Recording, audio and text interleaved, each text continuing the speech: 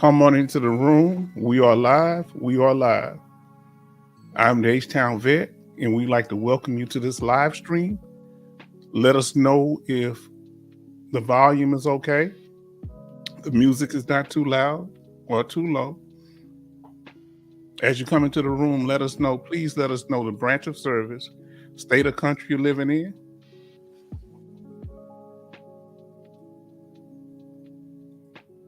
We have Lewis, one of our regulars, U.S. Army.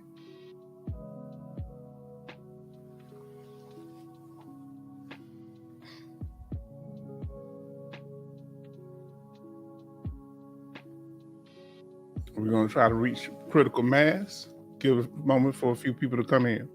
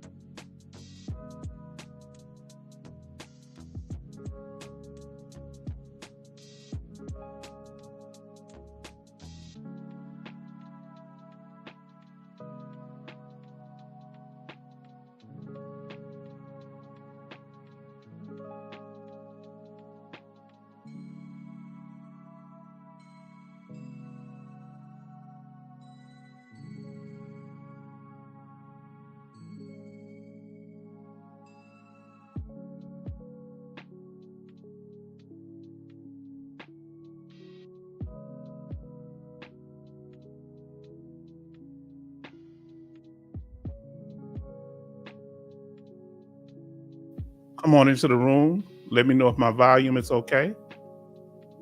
We got Blessing, Costa Rica, U.S. Army. Glad to have you here, Blessing. I believe you've been here before. I'm not for sure. But we're glad to have you here. We're trying to reach critical mass, get a few more people in the room. So please be patient with us. Give us a few more minutes here.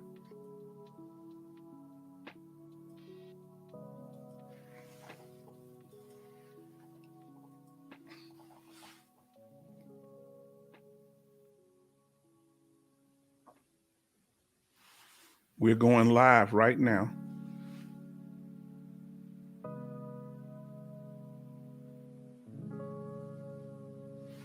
We are going live right now.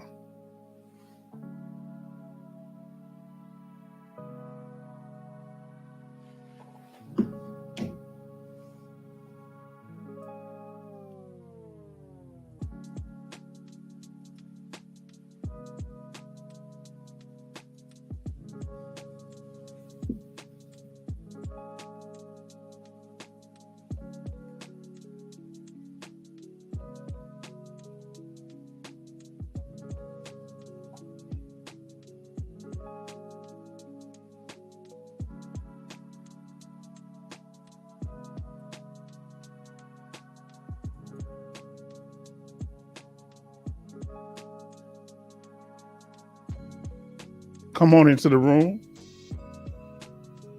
We are live. We're trying to get a few more people, trying to reach critical mass. We got a lot of good information to go over tonight. All right, everybody's coming in. It's good to see the families here. Our goal is to not just it's never to talk at you, but to find out what your needs are so we can help meet those needs when it comes to your veteran benefits or whatever you're going through, because we're a veteran family. We're trying to look out for each other. And it also goes for active duty members also. All right. Give me a couple of more minutes here. We're almost ready. We got Angel in the house. We got GL in the house. We got EM in the house. We have Lewis in the house. Let me know how my sound is going. Why does it keep doing that? Okay. Let me shout out everybody here. Lewis said earlier, the U.S. Army. Then we have Lewis saying good evening, everyone. We have Blessing from Costa Rica, Army. Good to all from Lewis. Okay, Military Mike is in the house. I was about to email you, Military Mike, but you're already in here. All right, good to see the family. We have Danica, glad you're here. Thank you for the message. I appreciate it. We're gonna, make sure you're straight tonight. Get you started. EM, thank you. GL, and our brother Angel. What is our brother Angel saying? What's good, vets? Military Mike, thank you, bro. I'm praying I'll be the first in this platform. Okay. Now we're going to get ready to get started here. I want to thank everybody for showing up. Give me one more moment. I need to do one more message. Make sure.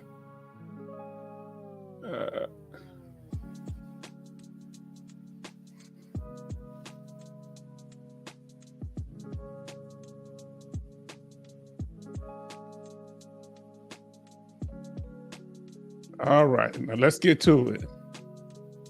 Now I'm gonna pull myself up on the screen.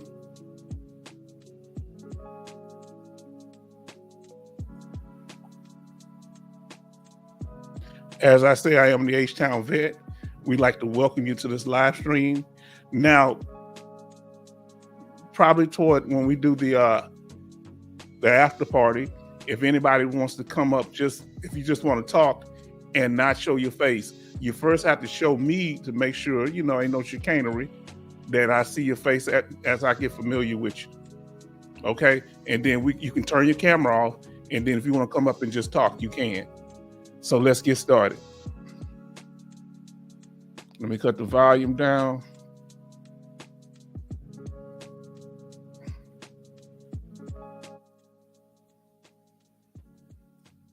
All right, let's get to this here. Thank you.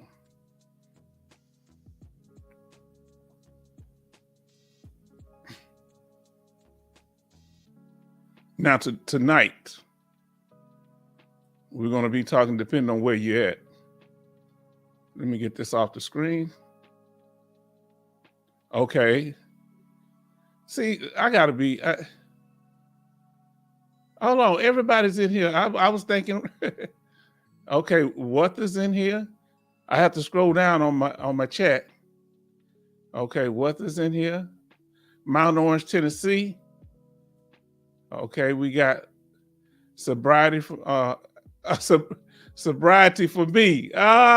He changed the name, everybody. He changed it. Good job, brother. My brother has been sober for a number of months now, and I think he's working on a year. And we want to support him in that, because many veterans end up self-medicating, not knowing that a lot of their issues are related to military service. Now, Alaskanese, South Pole. I know it's cold. Now we got, presently I have a supplemental claim pending for CFS. But my VSO said it might be impossible to get because I'm diagnosed with insomnia. I gotta maximize because I couldn't see it that good. Insomnia and obstructive, what is that? Sleep apnea, obstructive sleep apnea. Tell us what CFS stands for. I forget. Now I say, I'm sorry, we're loud and clear. Okay. We got our sister Danica in the house. All right, thank you. Now let us continue here.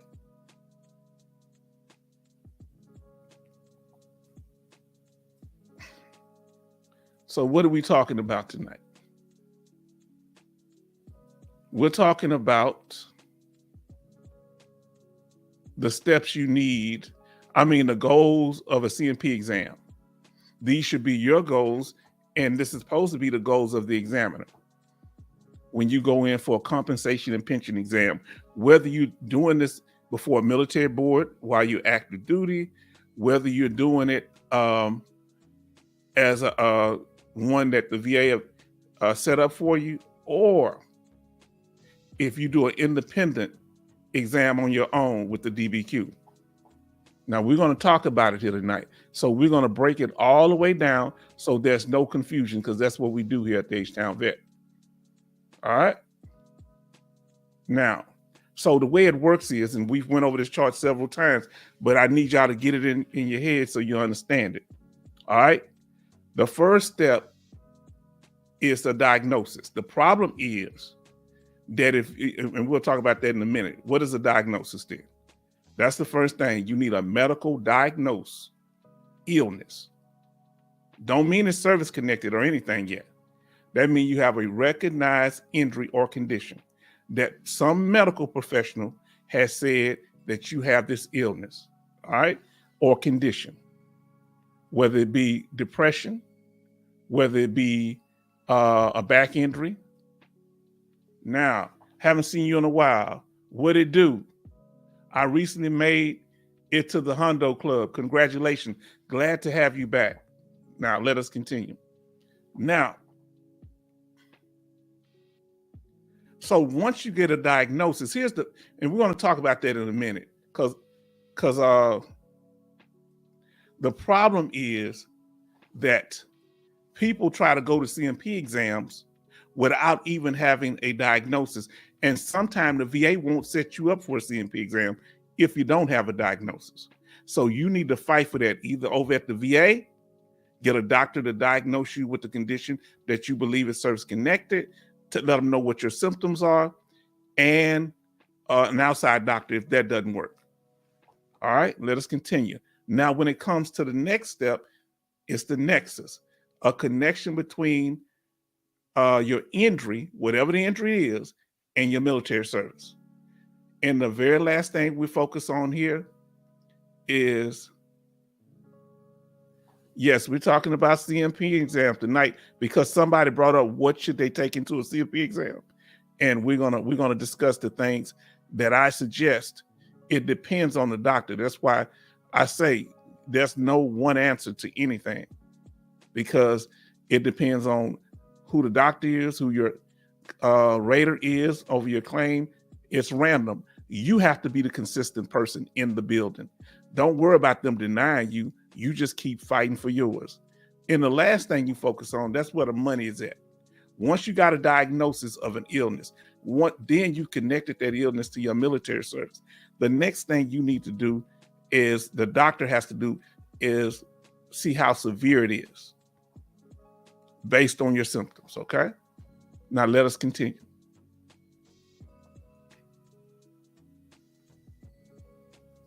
Now, we have our live streams. For those who may not know or remember, we have our live streams on Sundays and Thursdays at 7 p.m. Central Time. Now, there will be unscheduled live streams. They may occur.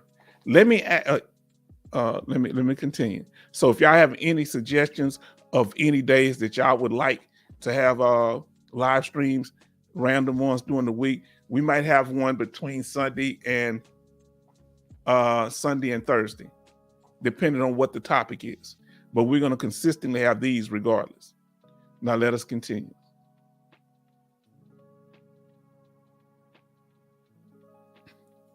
Now, I want to thank y'all for joining us, for supporting us, all of those who supported financially. He has an interesting one. He brought up chronic fatigue syndrome. That's actually one of the things on Mr. Brown's, I believe that's on Mr. Brown's, what we call code sheet. And you need to be aware of that, Danica. And if when our brother get in there, that's active duty also. Anybody else active duty, let us know. You want to get a code sheet. Once you get your rating, you want to get your binder and keep track of everything. So you don't have to get your information from the VA. You'll have a copy already. Now let us continue. Now, what we have here, this is our YouTube channel, because H-Town is a popular term in Houston because it's H-Town, where I was born and raised. This is our handle, H-Town Vet Northside. Our Cash App is H-Town Vet Northside also, $sign H-Town Vet Northside. And our email is htownvetnorthside@gmail.com. Now, what we're going to do at the end, I'm going to show this again, so for the people that come in later. So let us continue. Always remember, especially active duty members, once you and those of you that just got a denial that are veterans, you need to remember you have 365 days, 1 year to appeal. Don't let it pass you. Why? Because you'll lose all that back pay. You could have, and especially if you're active duty, why? Because of the fact that you don't want this to happen where you lose that year coming out. You want them to go all the way back until you got the injury in service. That's where the big money at. That's why you continue to seek treatment. That's why you continue. See, a lot of us didn't do that. We went on with our lives. So remember that. Always 1 year to appeal. Congratulations, PA, for being in the 100 Club, the Hundo Club. Now let us continue. We're so happy for you. Now, remember, time to update. When they're wasting time and you haven't heard anything about your claim, you better call into that VA. Now, don't call them. You need the right. Remember, if it wasn't written down, it didn't happen. Because the people say, "No, we don't remember you contacting us." Now, time to update. If, as we said before, if you hadn't had a CMP exam, this is an example of what you should put in there. Have a CMP exam been scheduled? That's what you're going to ask them. This is, you plug in your information, then you say, what is the current status of my claim? That's the most important thing. Now, if you've already had a CMP exam, you're going to tell them, I have attended a compensation and pension exam related to this claim, and there has been no resolution on my claim. You're putting this pressure on them, okay? And the next thing you're going to say, what is the current status of my claim? Our sister said, I got my microwave popcorn and a Sprite. I love Sprite. That's my soda, and I love popcorn too for a good movie. Now, let's see what Alaskany says. When can we ask a CMP question? Well, that's going to be all through here. When we get to that, we're about to get to it. Once we get to that topic, which is coming up real soon, we're going to have a whole bunch about CMP exams here. Okay? So you're in the right place. Now, the next thing, let's talk about that witness statement. Y'all know me, just like with Brother Angel or anybody, or our brother, some of our brothers and sisters, when they ask about something, I go and find it out. Danica asked about the witness statement, and I'm trying to remember who it was. Was it Military Mike or Angel? Y'all told us the correct form because they've changed the form. They used to put it just on the supplemental form. So thank you. That's why we're here for each other, to help each other. All right. Oh yeah, you can have questions early. No problem at all. You can ask questions. This is interactive. Remember this here. I don't mind stopping. Y'all know I ain't never had no problem. We just keeping it moving. This is an interactive thing. If you hear something that I'm talking about or there's something come on your mind, we get into it. But yeah, you can ask them early. But I know how y'all are about that happy hour. I mean after party. I don't mean happy. I don't know why I'm saying that. I don't even drink. Let's continue. Now, the witness statements is important. When I got my claim, I was a teacher. I got my fellow teachers to write statements. You understand? About what they saw when it came to my condition. I got 3 statements. And one of them was real solid. I used, I think, 2 of them. The other one, I don't think they really wrote anything, but you need to be specific on what you're trying to accomplish. So we're going to do more on that later, but we're going to give you a general overview dealing with the witness statements in support of claim. They call lay statements because they're not professionals that are making the statements. These are family members that may have known you before you was in the military. And when you get out, they say you changed, or you still in the military and your family members say you changed, you're different. My grandmother said that I was different. I asked her how. She couldn't tell me. She said, you're not the child that I raised. That's all she could say. You are different since you went to the war. So she wrote me a statement explaining how I was before the military and after. When it comes to why you're active duty and you have somebody willing to write one, when it relates to your, if let's say you got a knee injury, tell that person, if they know about how it prevents you or limits you from doing things. If you're depressed, they need to write that down. If you're forgetful, you need to bring up, so let them know what direction to go, then they can write. You ain't got to tell them what to write, but tell them what it's about so they'll know. And it's a 3-page form, and you fill out most of the front. You don't have to put all your Social Security and stuff, everything in there. You just put your name on it and your address, and then get the statement back from them, because you're going to finish filling out your information and go over it. If they write something that you can't use, don't turn it in. Huh? You need to make sure that they put their name, their telephone number, their address, how they know you. Okay, if it's like a battle buddy statement. And in addition to that, were they there when the incident happened? You understand? Or was it there after the aftermath?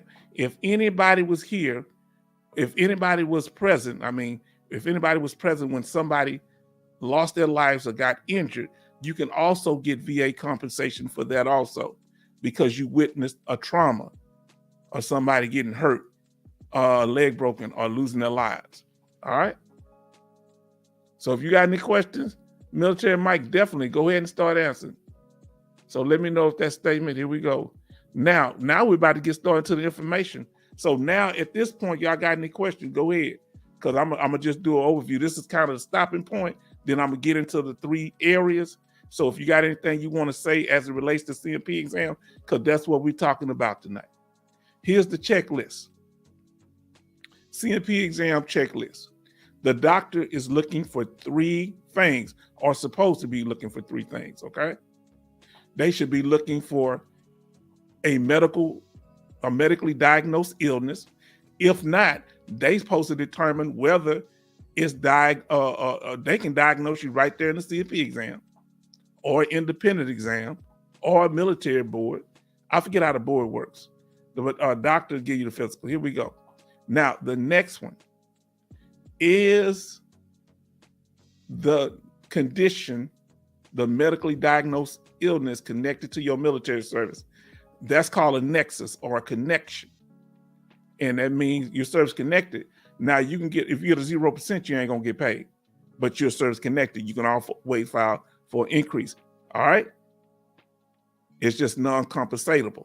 But the most powerful thing is you're service connected. All you can go is up. Now, the severity level is what raises the percentage and what raises the money.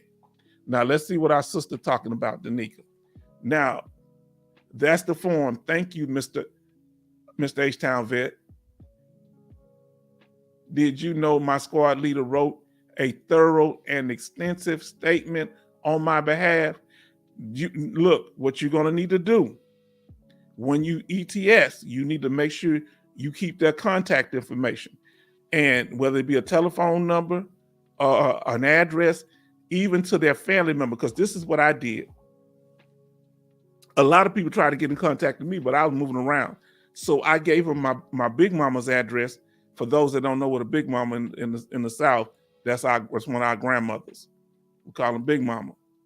So they can contact my big mama and she'll tell them where I'm at or have me call them back, okay?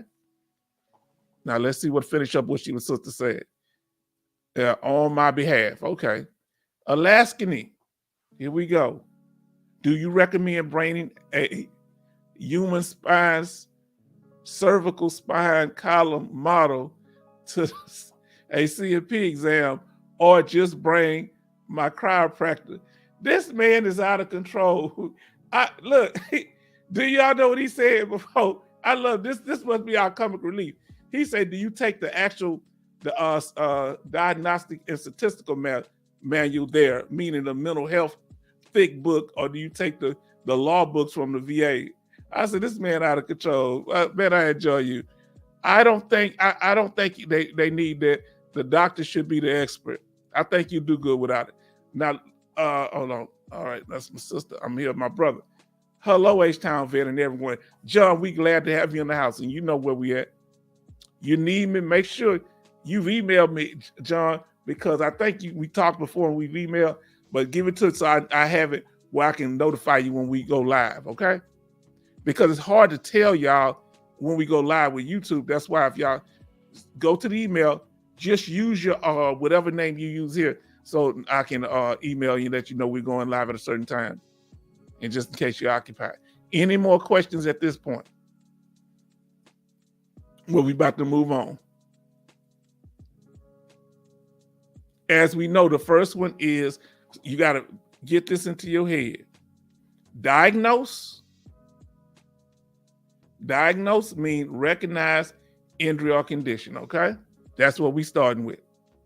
Now, let's see what our brother's saying here. Okay, thanks, military. Okay. Looking out for each other. See, this is the type of environment we created here. Nobody can come in here and troll. You know why? They ain't gonna stay long. If they do, they got to be up out of here. We trying to get this paper. We trying to secure our benefits. We have 3 goals here at the H-Town Vet, okay? When it comes to VA compensation benefit. Number 1 is to give you information that's going to help you get your benefits in a timely manner. Number 2, we want to make sure you know what those benefits are, because there are time limits on when you can apply once you get your percentage. And lastly, we want to do everything we can so we can protect these benefits from reduction or being taken away altogether.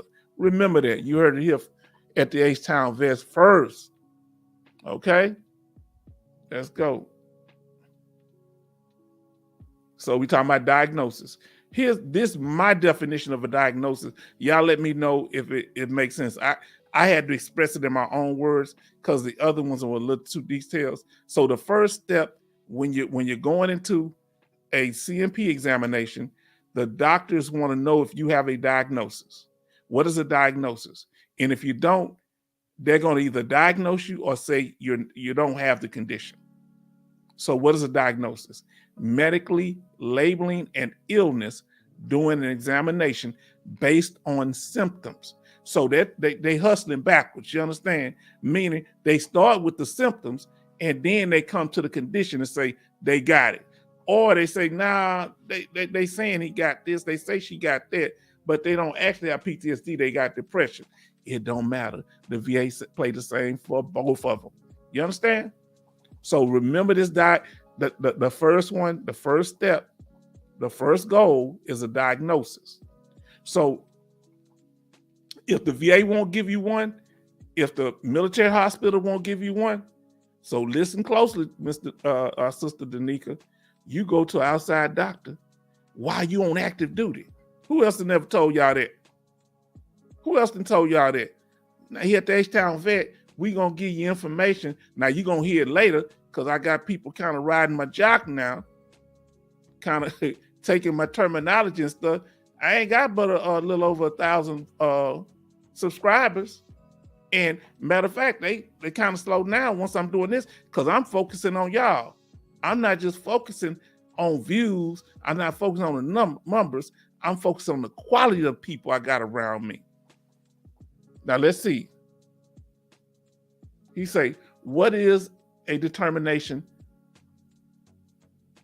by an examiner required? Hold on. What is a determination by an examiner required? Now, I don't know. Tell me what you mean by that. I don't understand. If y'all understand it, y'all help me out. Because if they determine that you have PTSD based on the symptoms, they're going to have to write that out. If they say you have a lower back problem based on them doing the range of motion and the go meters for your limbs or whatever, they need to write that down and say whether they believe it's connected. They might diagnose you with something, but say it's not service connected. Now, ain't that something? So that's how that go. Let me know what you mean. Give me some clarification. Now, I was afraid to lose my TS/SCI by seeking mental health while on active duty. Tell me what the TS is. Tell me what those terms are.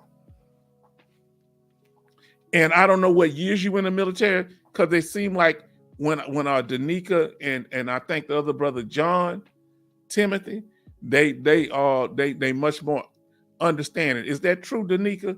Are they much more considerate when it comes to you dealing with mental health? Do they actually? Somebody said they actually.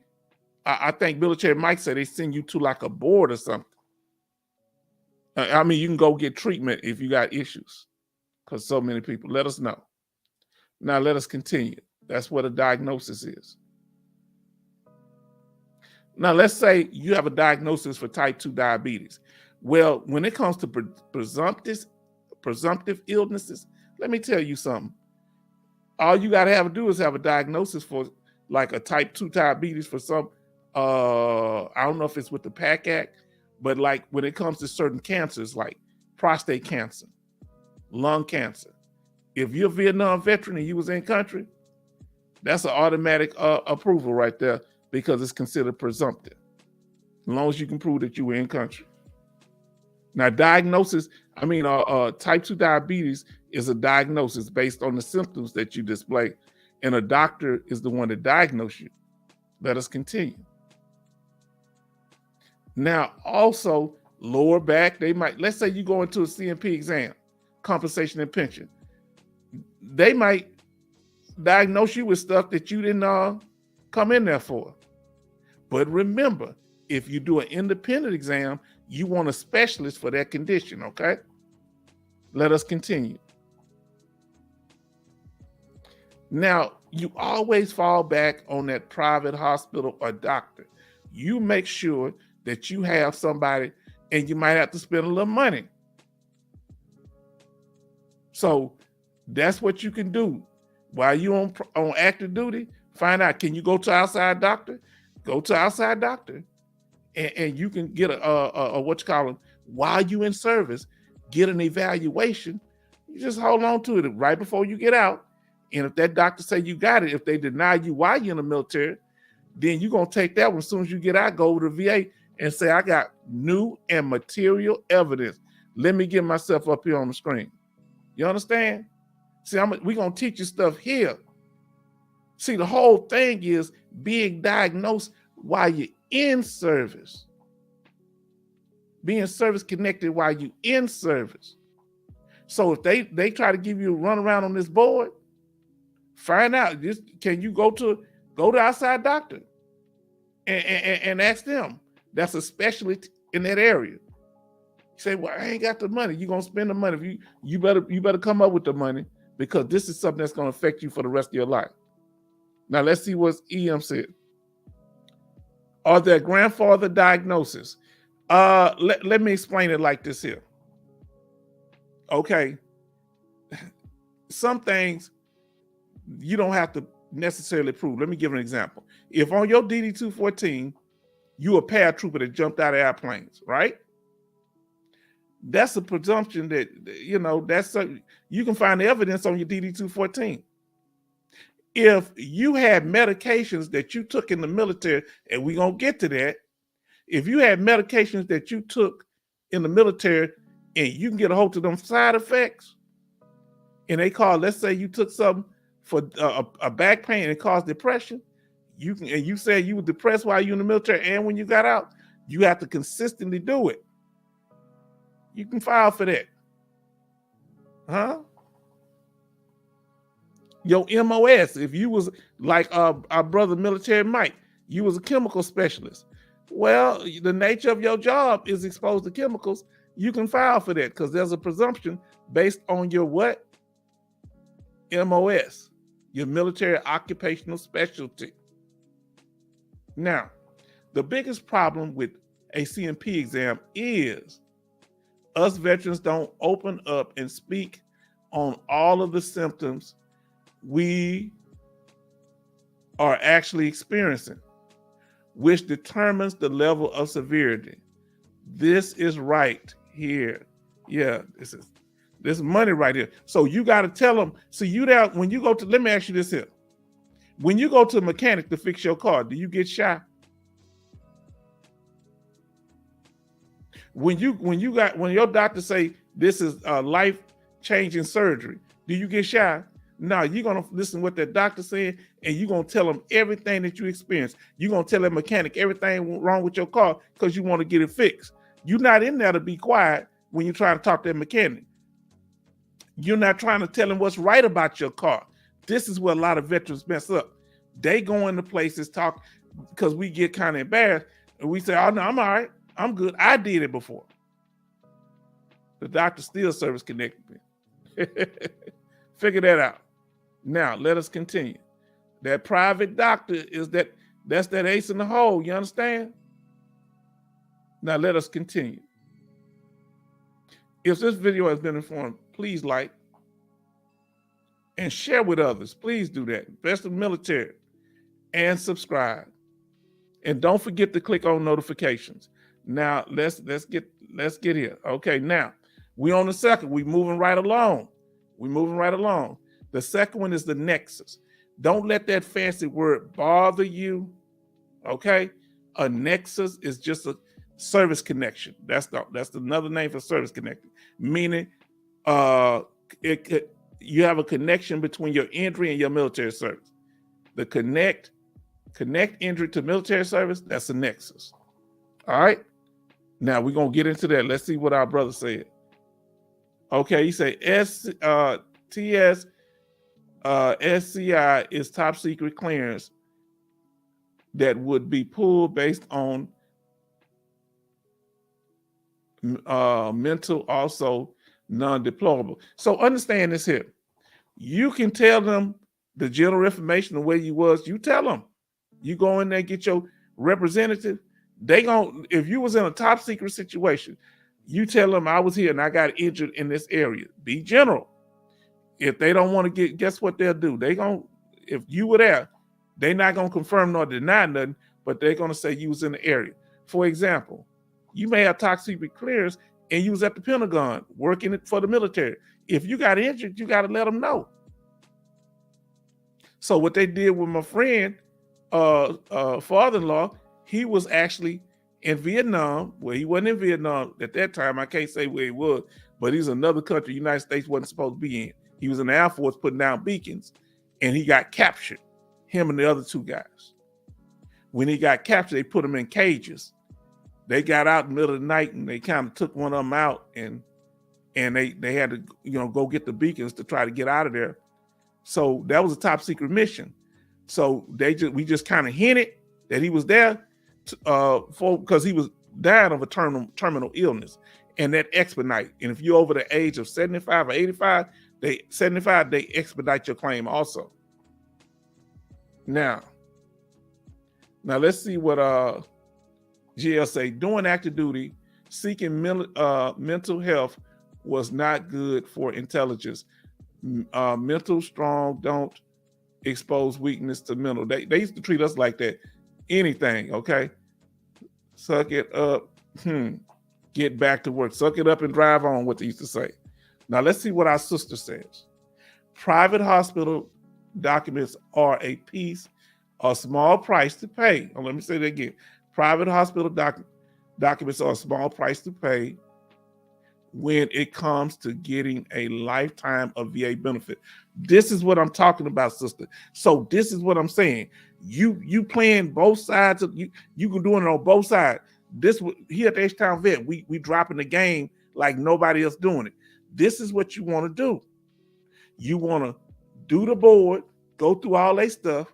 You may not want to submit the outside independent. Now you do it through the military. If they don't give you everything you want, you get that outside doctor to do it while you're in the military. So when they say, well, when did this happen?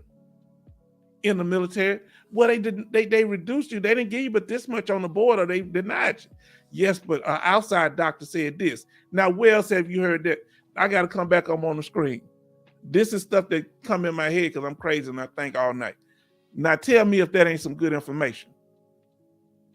Before you get out, anything that happens to you, you get a diagnosis from an outside doctor, and that date is while you're on active duty, that's connected to your service. If you get a car wreck like my cousin did, and it's not of your fault, that's connected to your service. If you get robbed while you at the 7-Eleven, you're still on active duty. That's connected to your service. You understand? Great thing now. Now, let us continue. Let's see what our brothers say. That's right, Angel. I had about 27 conditions on my problems sheet. Oh, VA problems. Y'all always one step ahead of me, man. Y'all like y'all read my mind. We're going to talk about that tonight, too. Who ever showed y'all a problems list in real and living color? You might have seen one, but you're going to see one here tonight at the H-Town Vet. You understand? Now, let us continue. We're talking about that service connection, that nexus. Now, remember, using a paratrooper as an example. Nexus, a service connection, is connecting your military service to your injury. That's why you need to, as soon as, oh, Lord, I'm out of cashews. I'm out of cashews, sister. I'll have my, how you know about the cashews? I'm out of them. I love them. They good for them. I love them. I'm sorry. I don't like to eat on screen, but they had me on here for 4.5 hours about a week ago. And, you know, hey, I can't pull guard duty like that no more. They don't have none right now. All I got is water over here with me. I got about three bottles of water for right now. Thank you for, oh, y'all always picking on me about those cashews. Now, so this is what when you say it shouldn't be hard when it comes to those bilateral, think about what I'm saying. If you jump out of airplanes, you can get bilateral, meaning for your left knee, your right knee, your left ankle, your right ankle, that's 40%. If you get 10% for each, you say, but I thought about, what about VA math? When it comes to something, I think around 40%, they'll just add them up. So that's a good thing. So if you have a problem with your left knee, because you were jumping out of planes, or you jumped off a tank, or you fell off a deuce and a half, you can do that. Huh? Bilateral. Because you say, because the one was hurting, you started favoring the other one. Well, when you start favoring that one, that will start having injuries too. That's a secondary condition to your primary condition. You can get more benefits for a secondary illness than the primary. For example, let's say you have, we always say this, let's say you have migraines and the migraines make you depressed. Well, you can, if you're service connected for migraines, let's say it's a 0%, you might get 50% for depression, even though it's secondary to the migraines, but it's more severe. Huh? Severity level. We're going to get to that in a minute. So remember, connecting whatever your MOS is And I want you to do that. Find out what your MO is. If it's stressful or whatever it is, let us get to it. Now let's continue. Now, this is what y'all brought up. And this is what I crave. What's our brother say? I forget what's my brother's name? Alaskany. Alaskany say, what should you bring? He say, bring all these medical books, bring your chiropractor there. Huh? I'm surprised you ain't talking about bring your chain of command there, partner. Now let me pull myself on the screen a little bit here. Now, what should you bring to a CMP exam? As little as possible, because they already have a lot of documents that they got to go over. So if you hand them something, don't let it be a book. You want to be 1-2 pages at the most. 3 is pushing it. And you want it to be simple documents that's to the point. And you'll let them know the reason I'm doing this is because of what? Because I want to make sure, because sometimes the VA don't always give everything. I want to make sure you have this. And to make it easier, you can make sure it's something that they can reference back to the medical notes. So give them name of doctors and dates. You hear me? So they can go back and don't have to go through over that big medical file. You're going to streamline it for them. Huh? Come on, talk to me. Now, let's see what our brother said. Let's see this. The biggest problem with a CMP exam is us. I think you said it. Okay. We saw that one earlier. Oh, Lord. See, y'all be saying stuff and let me see. Did I get you? Okay, I got you. I had moved up. My fault. I got to file this check because y'all be moving. Now let us continue. These are the documents that I would suggest from the H-Town Vet. A copy of your problems list, which is a copy of everything that you're diagnosed with at the VA. All right. So if they didn't let the VA know, if the VA regional office don't always get all the information to the CMP doctor. So this is a simple document that just shows everything you're diagnosed with. Some of them may be service connected. Some of them may not be service connected. None of them may be service connected, or all of them may be service connected. And guess what? An MD statement. We say, well, what I'm going to put that on? I'm going to show them the doctor's statement. You might, but you want to give a little narrative of what he said. Or if it's 3 or 4 doctors, you want to have it on the sheet where they can reference back to where to find it at, the name of the doctor and everything. Another thing is the VA code sheet. Once you get out, Sister Danica, you're going to be able to know, you're going to be more familiar, because we didn't know what they were. We had to learn it. And that's one thing the VA don't want to give to you. Watch our video, the VA code sheet, and it'll tell you why at the end, why the VA don't like giving you the code sheet. It's a summary of all your disabilities, when you got them, and it's usually 1 to 3 pages. Very simple. It shows everything that you service connected for and what you're not service connected and when you got them. Now let's see. Also, another important thing, as we said, was your DD-214. Now, Blessing said, blessing to believing. Okay. Granted 100% post-traumatic stress disorder for 4.5 years. Scheduled exam recently. Okay. I want to ask you a question. Okay, Blessing to believing. Were you 100% permanent total? There's 4 types of 100%. Were you 100% permanent total? Were you 100% temporary? Because, you know, you can't get 100% temporary if you're in the military, and usually if you get hospitalized for 6 months, or they give you 100% for PTSD for a year after you get out. Y'all didn't know that, did you? Some of y'all do, because you've heard me say that before. Now, or is it 100% based on unemployability, either IU or TDIU? Let us know in the chat, because if it's TDIU or 100% permanent total, those are permanent ratings, and they don't supposed to do that. Let me continue. Examiner noted malingering, not PTSD. Guess what? You come to the right place.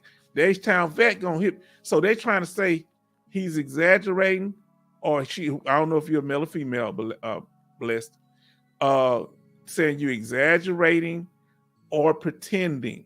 That's malingering, okay? PTSD. But guess what? A doctor tried to do that with me. He didn't necessarily say I was malingering. He said the doctors were fake. That all these doctors, he was only been a doctor for 3 years, and all these doctors with all this experience said that couldn't all be true.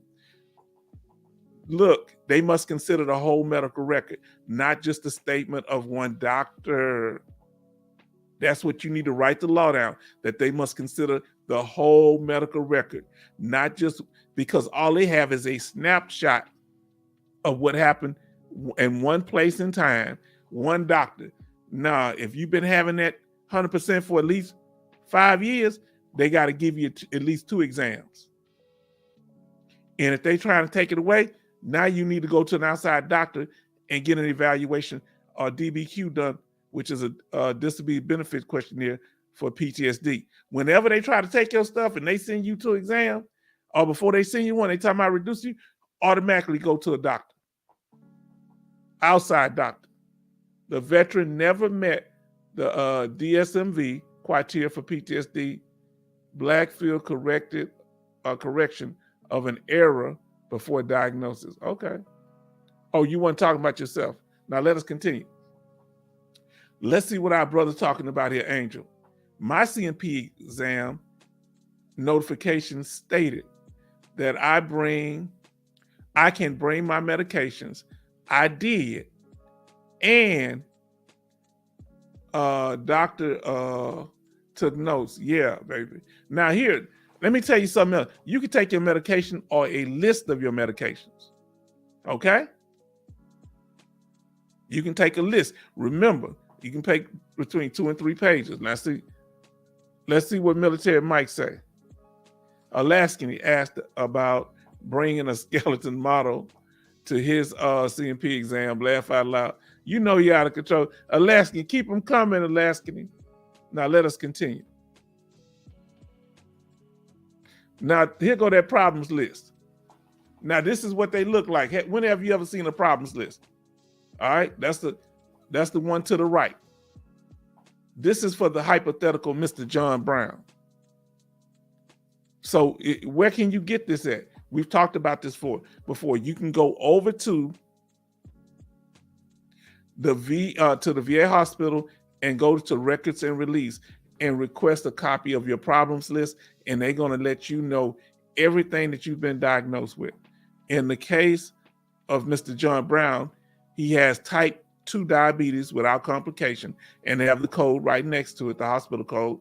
Shoulder pain, that mild depressive disorder, reoccurring, mild, or I think mild, I think that's major depressive disorder, mild. Then guess what? If you go to Voc Rehab, this is why I'm gonna give y'all a little message here. Mr. John Brown went to Voc Rehab and he got into a little confusion over there because of his condition. So they wasn't able to place him into the work program or get him into an educational program. So that's evidence towards your claim. He also has post-traumatic stress disorder. That's on this problem list. This is at the hospital. Depressive disorder not otherwise specified. Whenever you see NOS, this is number 6 we're talking about. That means not otherwise specified. So it ain't no specific, it's a depression, but it ain't really narrowed down. And guess what? Here go to nomenclature number 7 for sleep apnea. Now let me ask you, what can you claim sleep apnea secondary to? Somebody was talking about that. If you have a condition and that condition can cause sleep apnea, let us know in the chat.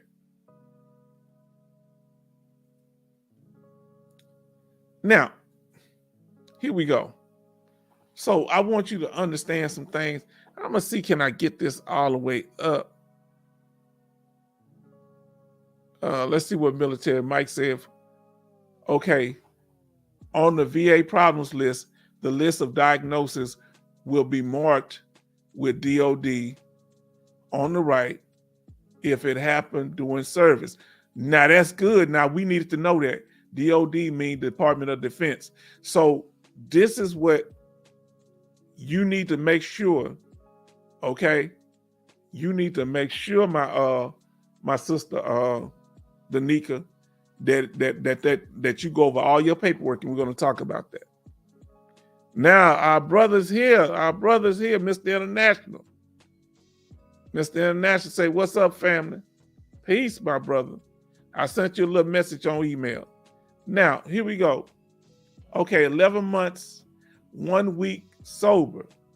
I'll take a lot of negativity and no positive support from family and friends.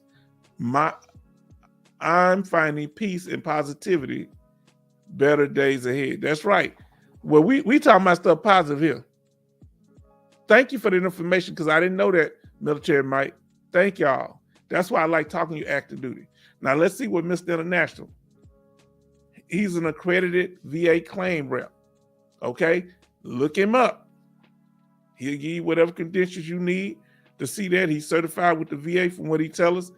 Look him up. So this the kind of people, and one thing I do know, he drops high knowledge up in there. And we need people that's a part of what we doing. You understand? Now let's see what he said.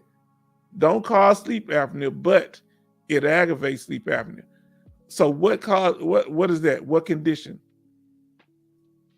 Now, he said, what's up, family? Now let's see what our brothers say. Obstructive sleep apnea can be secondary to PTSD. Now that's interesting. Tinnitus with a current diagnosis and a nexus. Now that's interesting. They don't like giving that rating though, do they? Now, we're going to go more. We went into this more, what you see here in the formula for winning VA claims. But remember that what you see in red are the quote from the doctors, okay? So that you can get a statement to your CMP examiner, and it'll show all of what the doctor said and how it relates to the law. And then he can look, but make it simple, like these 2 pages. Don't do a whole bunch of pages. This is support a claim form, okay? And especially, Danica, if you go into an outside doctor, these are the things you need to show. Mr. Brown doing it because they called him in. He was 100% permanent total, and he had already had all his evaluations. So he's showing he's 100%. Why are you calling me in for an evaluation when I'm 100% permanent total? And these what the doctors have said over the years. This is over 10 years worth of documentation that he lined up. You understand? That's how you do that. Now listen to what Mr. International said. When you file a claim for sleep apnea secondary to PTSD, you saying that your sleep apnea was caused by sleep apnea.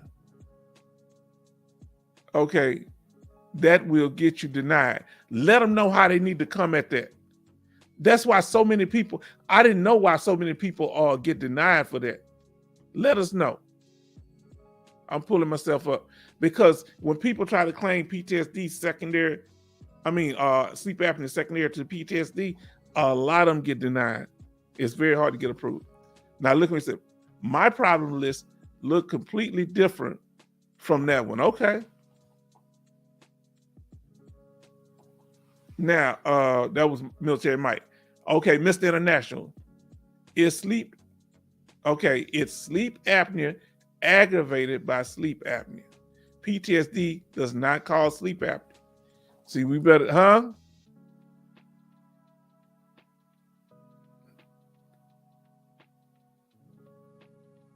Y'all better pay attention. I was wondering why so many people. Now, since we ain't got no more chats right now, nobody's saying that. Let's continue. Let us continue.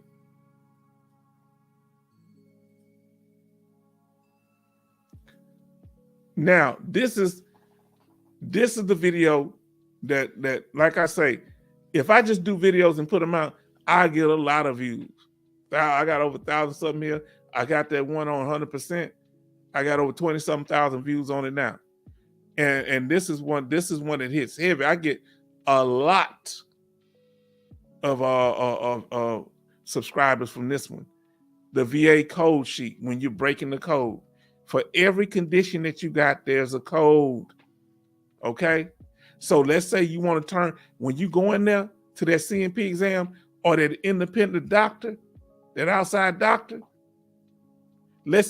you take that code sheet in there and stick to the stuff that's more medical, but you want to give them a copy of DD214, because they got the dates of your service on here.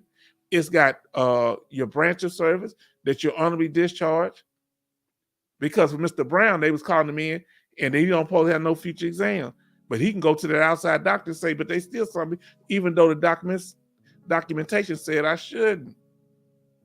And it also, let me say, this is the key word. I want you to remember this, because many of y'all know this, but you need to remember this, Danica, the word static.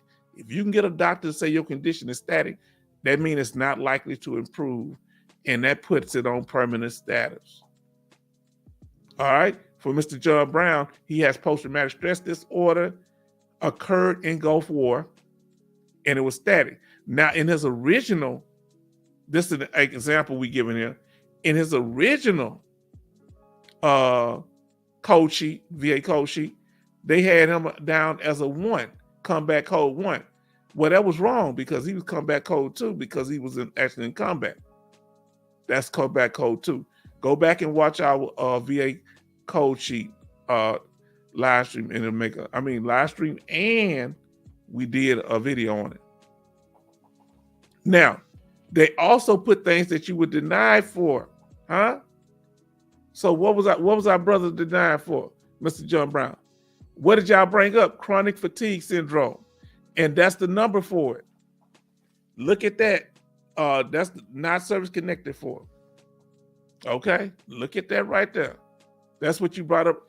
And Orwell fire exposure. He was doing Desert Storm when Saddam Hussein blew up all those oil wells, and he was, in tanks. He was in that area. Now let's see what Mr. International said.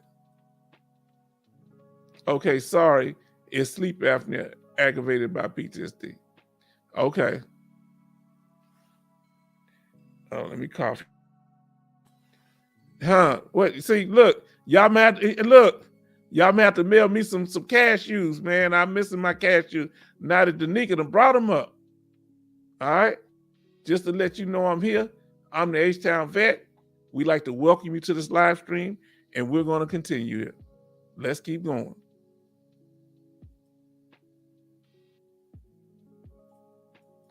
Now, make sure while you in there, those of you need to get a copy of your military records, okay? While you in service, you need to get a copy of everything, especially Ms. Danica and our brother Timothy, all right? Why? Because y'all active duty. You need to get all your dental. If you need to get wisdom teeth pulled out, get it done now. If you need a surgery, get that surgery done now. If they do something wrong during that surgery, you can file for compensation for that. Huh? So go through whatever you need done. If you have some issue or something's wrong, get that surgery done while you're in service. Make sure this, you feel confident in the medical staff, of course. Make sure you got copies of your DD214. Make sure you have copies of your dental records. Let me tell you something. You better do that inpatient. If you need to, you better go to the emergency room, outpatient. Just have your note to take back to your doctor. And what Military Mike and them bring up, if you have any profiles, keep copies of all your profiles. This is something, I don't know what y'all call them in other service, like it limits you from doing things. So it's a piece of paper. If you can't shave, they got a profile for that. So nobody will bother you. You got to keep the paper on you though. Now let's see what our brother Angel says in Military Mike. Mike, your problem list is probably from your blue button report instead of the clinic printout for you. Let us know if y'all get it through the blue button. All right, let us know. And how can y'all, Danica, get y'all records, medical records while you're in service? Can you get them online, or you have to go over to the hospital or the clinic? You need to find all that out. Because see, I'm telling you, we want to know too, because I can help other veterans if we learn. You are inside person. You and Timothy, we need to know these things. Now, here we go. Let us continue. So let's say you was that paratrooper, you jumped out the planes and you injured your leg or foot, your ankle. That's one way. Another, if you was in artillery or near artillery, or you around an explosion, you can get, that's kind of part of the course. So you were in tanks like myself. Now let us continue. That's you can file for Service Connect. What you need to do, if you don't have your C files, this is your claim file. Everything that you file, you need to go get a copy of it. Now let us continue. And you'll find so now whenever you get your claim, we still on the service connection because you're looking through all this information. Whenever you win your claim, you may want to claim. This is the package you get. You make sure you have your decision letter, your notification letter, and your VA code sheet. They don't like putting that code sheet in there. Okay? But you need to request it. And what we said, you can go through a service officer like American Legion or the DAV. Now let us continue. Remember, service connection occurred. You're trying to make sure all your conditions. With Mr. Brown, he was in tanks. His PTSD is connected to Gulf War battles. Now we're just going to go over this benefits questionnaire. We did a full video on it, but we're just going to kind of go over it so you'll be familiar. Those of you don't know it, and we're just refreshing each other. Here's the actual form that the doctor fills out. Now, it's different if you go to a CMP exam. This is one that's filled out if what? If you go to a what you call it, a public DBQ that you go to an outside doctor to get them to fill it out. You print it off online.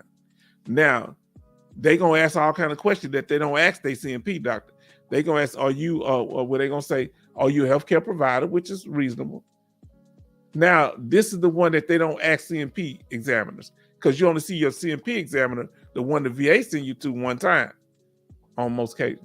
But when you go for an outside doctor, they say, is the veteran regularly seeing the patient in your clinic? Is he a regularly seeing patient in your clinic? Why they need to know that? The CMP doctors don't have to be there several times, but they gonna ask the question: was the veteran examined in person?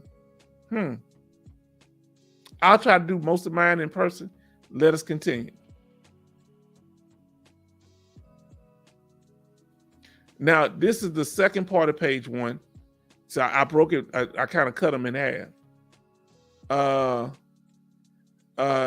Does he have been diagnosed with PTSD? And it's yes, that's his diagnosis.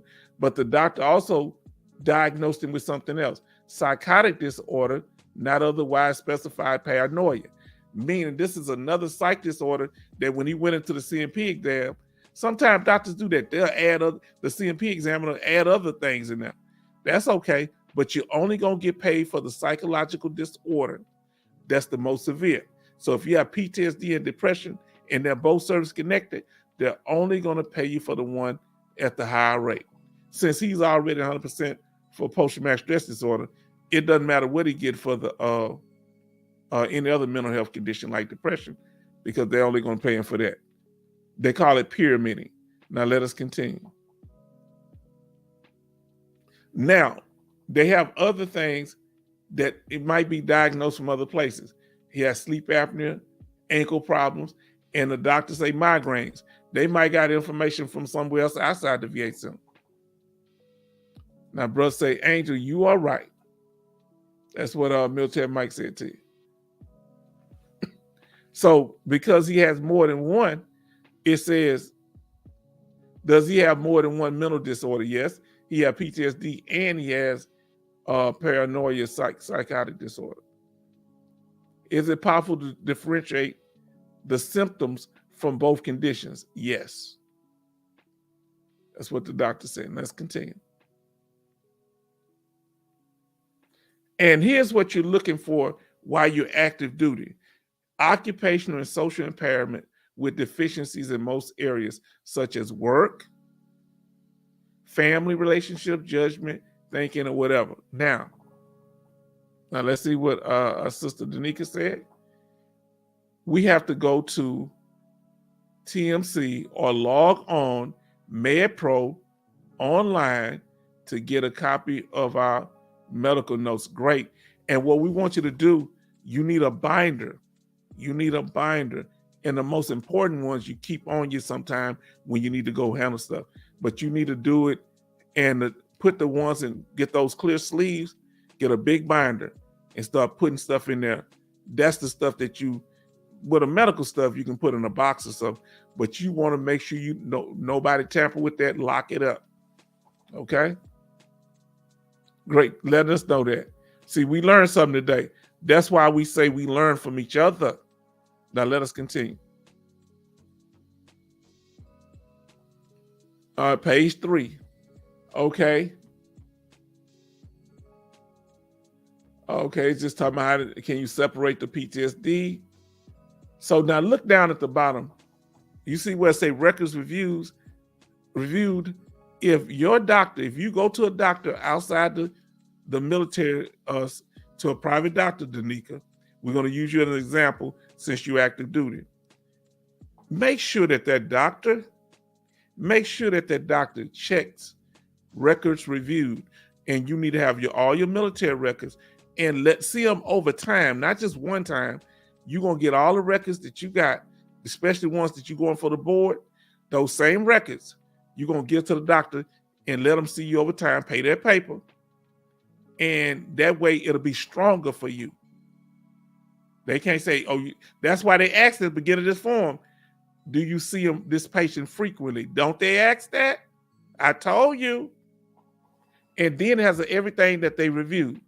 Claim file, a hard paper copy, in-service treatment records, personnel records, VA treatment records, VA problems list, and private treatment records. Now, when you deal with them private treatment records, be careful. Don't ever let them just draw all your records from a private doctor. You go get the records and you be selective in what the VA said, because let's say you injured your back. You injured your back, but guess what? When you got out the military, you re-injured and you fell down. They gonna say, it's worse now. Even though it's service connected, it's worse now because you fell down again, even if it wasn't service connected. So they'll try to use those medical notes against you. Let us continue. The bottom of page 3, they ask about your personal life. This is what I want you to be very careful with. Please be very careful. We're about halfway done, a little over halfway done. Now we went over all of this, Danica, it's one of our videos. And for anybody else that's new, we went over this form so in detail. So we just kind of brushing over.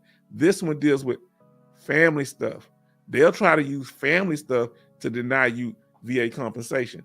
If they say, well, yeah, my mom had schizophrenia, so I got it.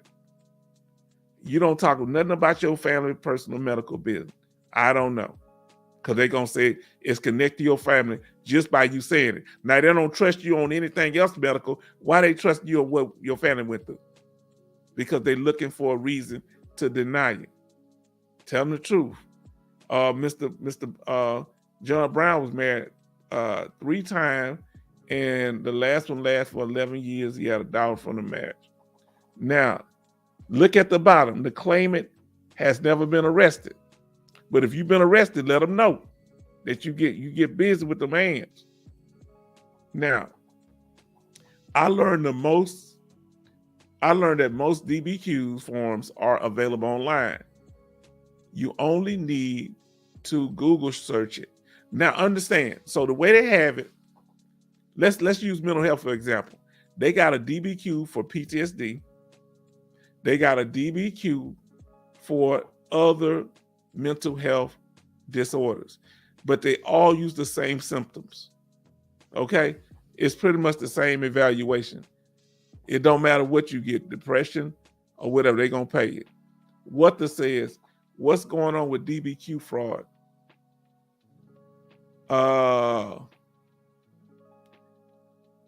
What would be examples? Okay, the examples of DBQ fraud, if a doctor fills out a DBQ without any evidence, or they're filling it out simply because you paid them a lot of money. That's why you need to give them a copy of your C file, of your military records, so the VA can't say nothing and the doctor can quote stuff out of your records, but you just can't come there and say, hey, doc, fill out this here for me without no evidence. It becomes fraud when you get financial gain, like they're trying to, they try to get people with it. We covered this on several occasions. You saying that your feet don't work, but they see you out there playing kickball. You understand? That's fraud. You going into a CMP exam saying that you can't walk, but as soon as you walk out the CMP exam, you break dancing. Now that's fraud. Because you knowingly lied for monetary gain. Now let us continue. Now, here go the elephant in the room. Oh boy. What if I was on them narcotics? I was drinking alcohol. Claimant denies ever using, this is Mr. Brown. Claimant denies ever using illicit drugs, but he has abused alcohol in the past over 27 years ago. Okay, now, ain't no problem. What is their rules in the military? Can you go to them and tell them you got a substance abuse problem? Let us know. If you got an alcohol problem, do they send you to treatment? Because back in the day, they didn't handle it like that. I mean, back in the 80s and 90s when I was there, I don't remember nowhere you could go. And your whole thing is, if something happened, tell them you was depressed from your military service, and you can tell them you were self-medicating. Huh? Now let us continue. Now here are the symptoms. This is for post-traumatic stress disorder. So they just jotting down for him, Mr. Brown. Okay, feelings of estrangement, marked diminishing interest in participating in significant activities. We kind of just going over a little bit because we keeping it moving. Now here we go. Now this is the key one. Find out what the higher levels are for that condition. What do you need for that condition to get 100%? Your symptoms have to be at the 100% level, okay? All right, now,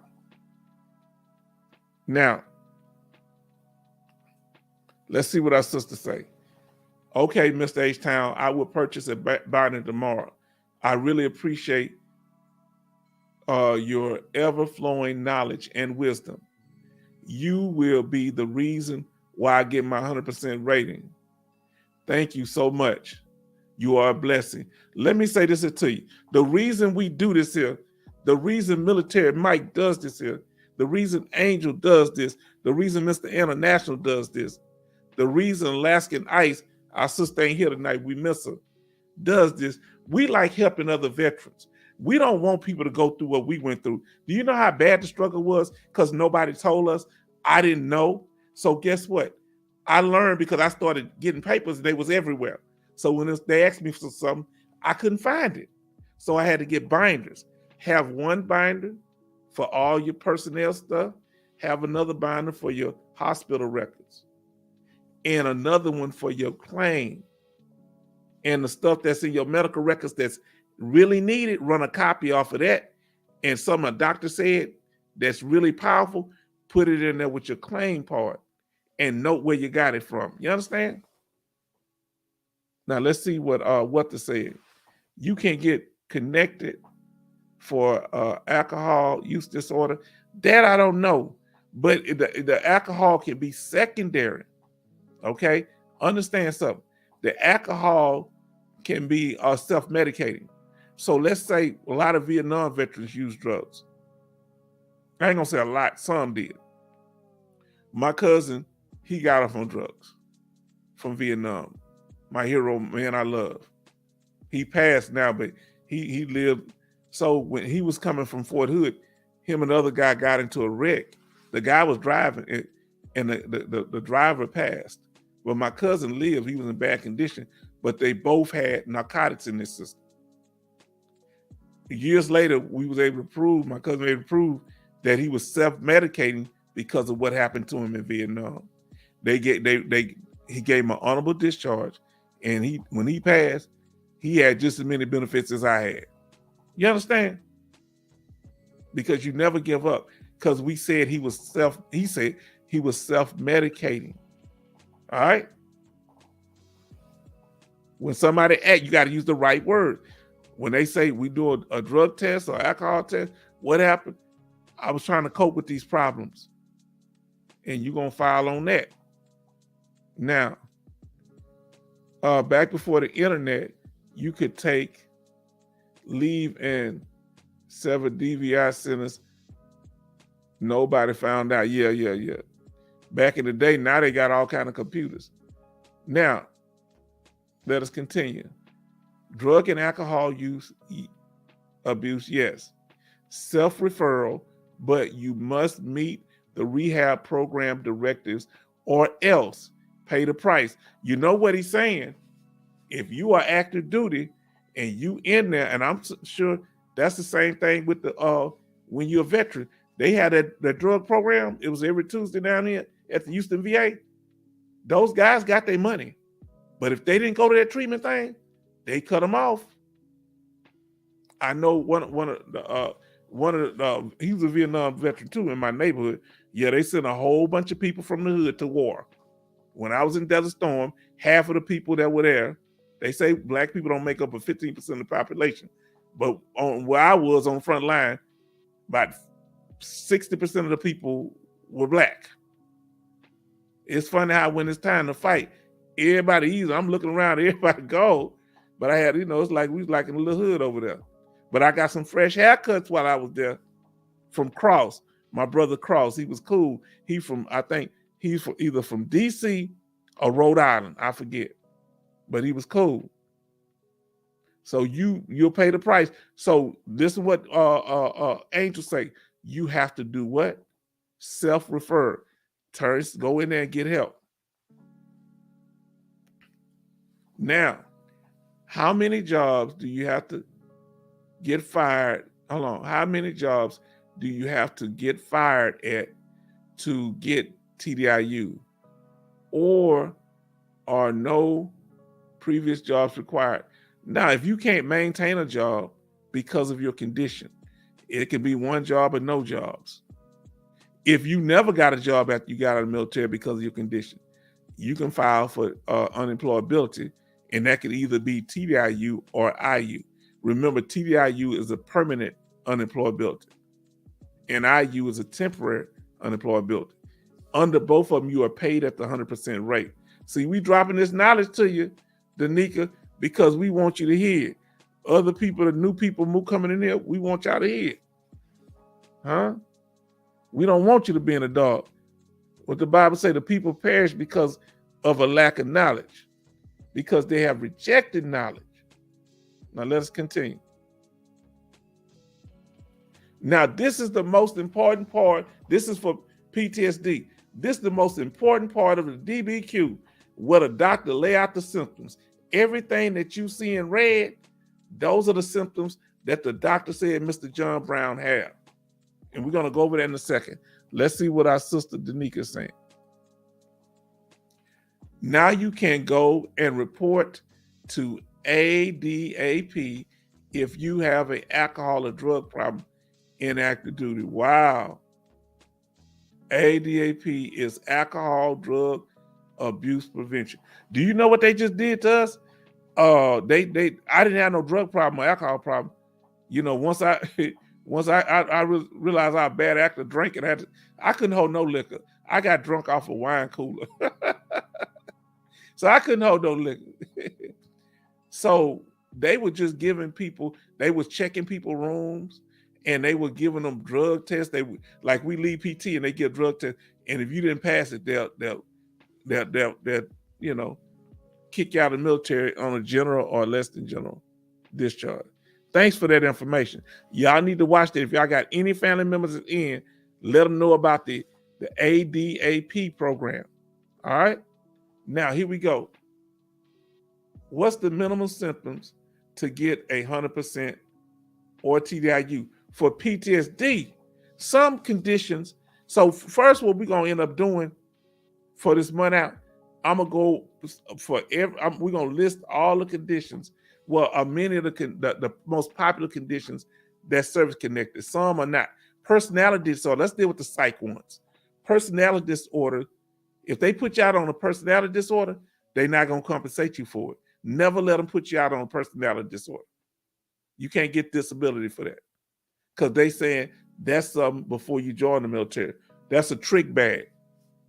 Now, what are the symptoms to get 100% for post-traumatic stress disorder? Well, let's look up here. Look at I think the last one that's in red. Look at that at the bottom of the page where it say persistent delusions and hallucinations. Any mental health disorder you have that says persistent delusions or hallucinations, that's 100% symptom. Now let's go up. I'm gonna look at another one. They have them. There's a list of them. Gross impairment in thought processes and communication. So Mr. Brown can't communicate. He has a severe problem communication and thinking properly, and persistent delusions and hallucinations. Where can that man go work at if he having delusions on the job? Do you want him to be your dentist? Do you want him to be the driver taking you in an Uber? And there are other ones. We have them on other things that we can break it down and more. Hold on. I'm gonna get to you. My brother Teddy's in the house. We miss you, Teddy. My family in here. Huh? What's the minimum symptoms to get 100% TDIU? When it comes to TDIU, that's all you need. The 100% is a scheduler rating. So those are symptoms. Disorientation. This is for PTSD and any mental health disorder, but we're talking about PTSD right now. You don't know where you at, disorientation of space and time. You don't know what your name is. You don't know close family member's name. These are symptoms at the 100% rate. All right. Now let's see what our brother Teddy said. But watch our video, Alaskany, the 4 types of 100%, in order to break it down to you clearly. Not the live stream. You can't do that. But we have about a 10, 12-minute video. Teddy Wilson, our brother Teddy Wilson say, just dropping in to say hello. But one question. Would a rater order a CMP exam if you have no chance of service connection? I don't know what you mean by that. Because we're getting into their mind now. Okay, let me pull myself back up on the screen. Y'all forgive me, I'm gonna be drinking a little water over here. Now, let's put it, one thing will be hard to get a CMP exam if you don't have the diagnosis. So first thing you need to do is get a diagnosis. Sometimes they'll send it to you without a diagnosis, but most times they'll just deny you right out. Now, I don't know, you got to go in more detail. They're going to establish service connection or not establish service connection once you get in there. It ain't their job to do it. The doctor is going to do the evaluation. You don't know they're not a medical professional. Your rater's not a medical professional. Let me tell you what they'll do. Now, we need to be real talk here. The VA can send you to a CMP exam. Now, it's going to trip you out. They can send you to a CMP exam, a compensation and pension, to evaluate whether you qualify for VA disability. And the doctor pick all the right ones, and they still deny you. That's why you got to get a copy of the report and then highlight on that. Remember what I told you, that supported claim form? How it put down, boom, boom, this was supposed to be approved. You're not writing it to that regional office that denied you. You writing that for that next step in the appeal. Remember, whenever you filling something out, you're not worrying about whether they deny you. You just making sure you do it right. So even if they're incompetent and you get denied, guess what? The next level, they're gonna say, why was this person denied? Kick it back down to them. Remember, they don't know if you have no chance. If they send you to a CMP exam, go to it. That doctor might put in there, you got all of it. Now, Alaskany. Okay, what about if the military creates a narcissistic disorder by following Trump leadership while on active duty? Oh, wow. I'm pretty sure when people go back home, people say, you're changed. Yes. This man here, let me tell you something, Alaskany. Man, you already, he's something else. I can sit up talking to you all day, man. You'll keep him going. Now, see what Teddy said. I was told my evidence was weak and I lacked in service. Service event, do I would get denied, but I have a CMP damn sketch. Listen, you need to start developing your evidence. Y'all got to start, when I'm going over this stuff, go look at our thing, the winning formula for VA claims. You need to find out what your evidence is, back it up with VA law, okay? I had a brother that kept getting denied, and we'll talk about it in the middle. He got denied about 5 times. We went and got his in-service medical records. Guess what we found out? That he had dental work, right? And when he had the dental work, the doctor gave him a medicine and put this in his medical chart. The dentist did, that the medicine caused depression. He had been out the military since the 80s. He got it around 2015 or 17. Guess what? He got 40%. Would have got higher if he wouldn't have went in there talking about how many cars he got and all that. Talking about, so he kind of hurt himself. He would have got a higher rating. And that's all the way back to, but they didn't pay him all the way back to the military. Now let's see. No personality disorders are covered. No, I don't, to my knowledge, none. Any personality disorders, no. That's like getting out with a, that's not, you don't want, no, because that's considered social, something that in your social environment. All right. Now let us continue. Oh, we moving along here. Now let's see what we got here. I'm kind of hitting it, okay. And it's just talking about competency. Uh-oh, watch our video. VA fiduciary. Go down to number 7. You listening? It's for VA purposes. Mentally competent person is one who, because of injury or disease, lack the mental capacity. It's real small on my screen, so be patient with me. Lack the mental capacity to contract or to manage their own affairs, including disbursement of funds without limitations. Guess what? Remember we went over that? They put a fiduciary over your money. So, Danica, let's say when you getting out, they say your condition is so bad you can't manage your money. Don't trip. Let me come on screen now, y'all. Don't go, take your rating. If they give you 100%, you know what the very next thing you're going to do? Because this happened to one of my brothers, veteran brother. I helped him. He lived right down the street from me. This man had some serious mental problems. I knew he was going to get 100%. I helped him. I knew he was going to get it, but I say, listen, what did Liam Neeson say in Taken? He told his daughter, go hide under the bed.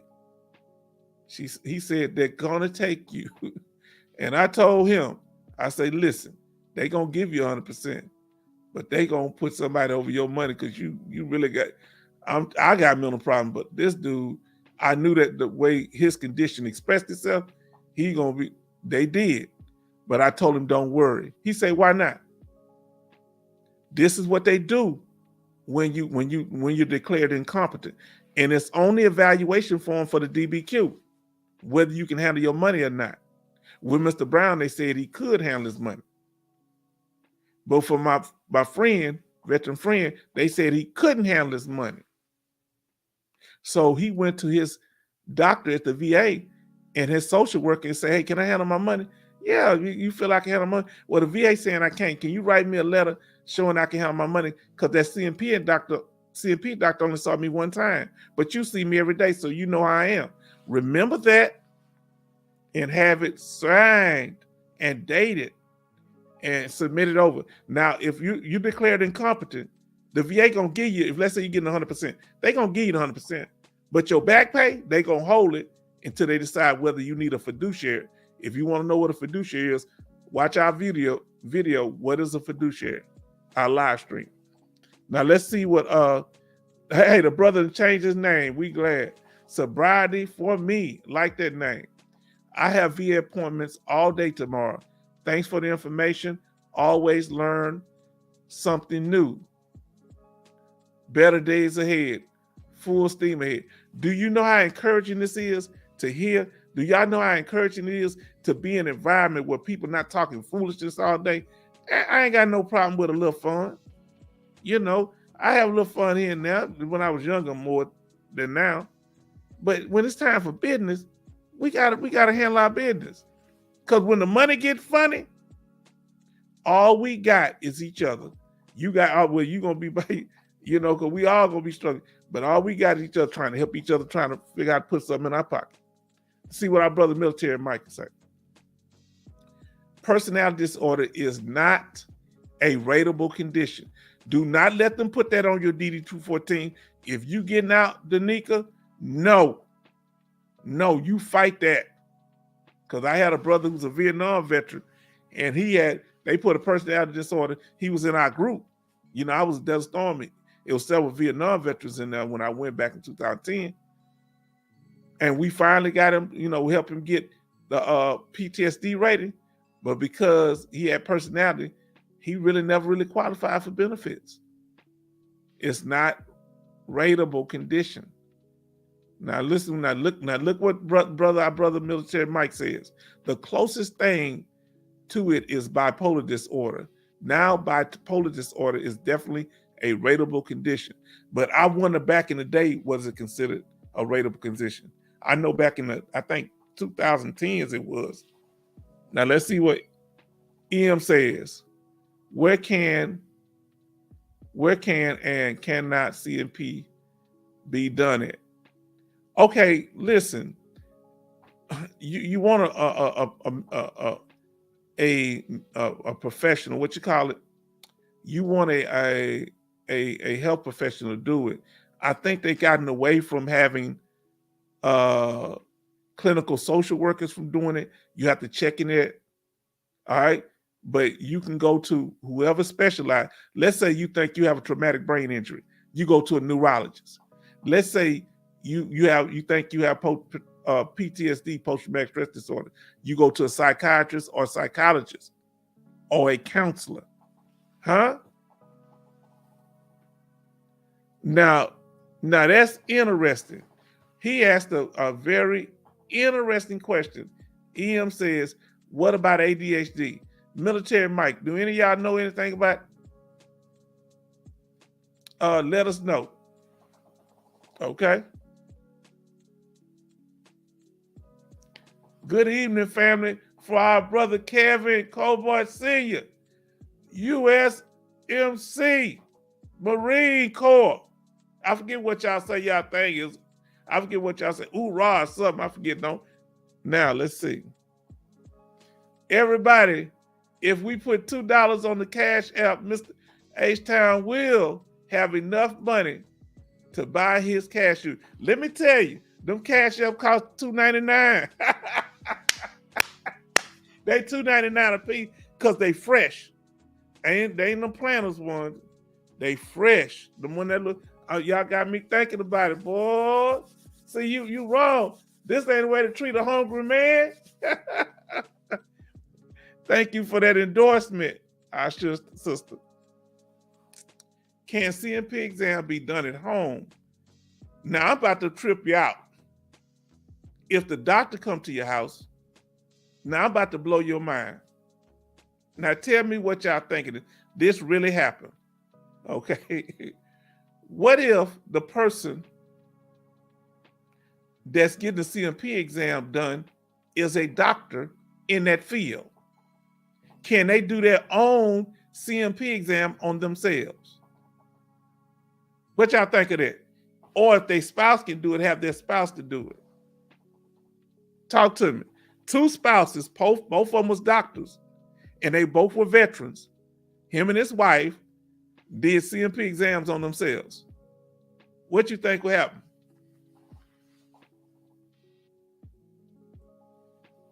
Now, Angel is clear on this here. I'm gonna tell y'all in a minute what y'all think happened.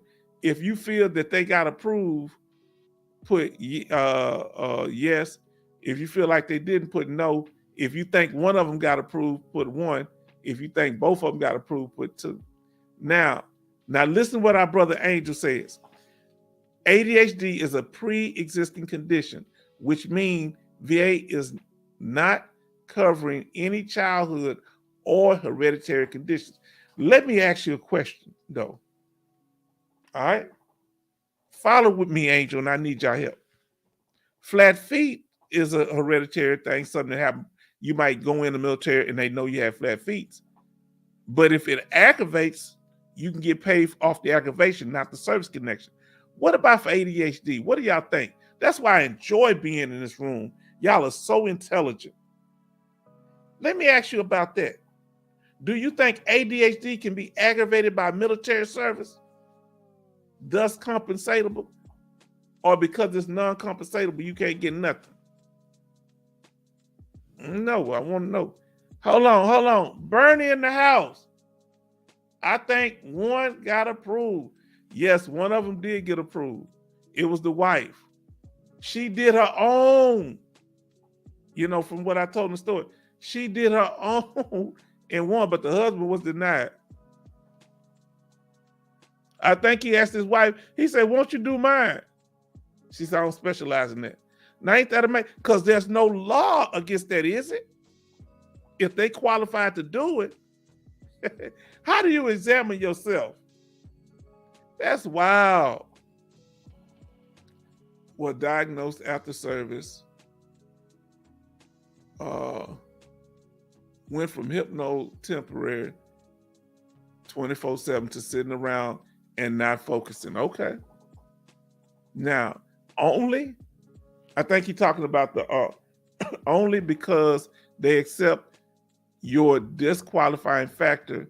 So the military bought the farm. So basically, if they let you in with a condition, whether it be flat feet or something else, and your military service aggravates it, whatever that non-service connected disability is, they bought the farm.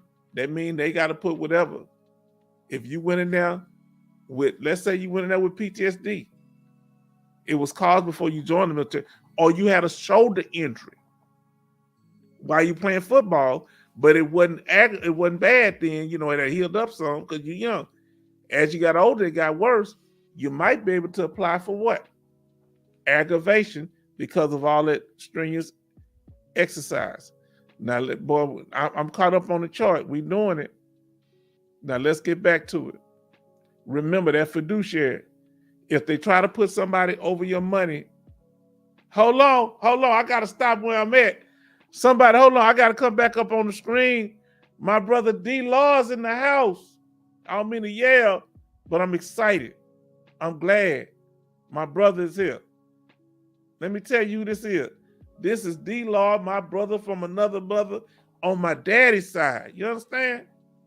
I have a new CMP exam next week for allergic retinopathy. The last doctor didn't conduct the last exam correctly. My IBS claim will be an ACE exam. Now, I need to know, glad everybody welcome my brother D. Law, because I told y'all he was busy. He was handling business. This is a knowledgeable young man, very intelligent. And even all of us, we struggle with what you call it, exams, compensation and pension exams too. Now, how long has it been? I want to ask you, if you don't mind telling us, how long has it been since that first denial? How long did it take you to get another exam after the first exam wasn't done right? What was the turnaround on that, my brother?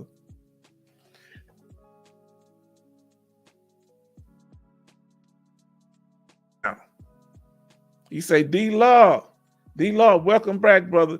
We missed you. Now, our sister, she go by a new name, Alaskan Ice. That's our sister that give all the information like you give out. That's the name. I miss my sister tonight.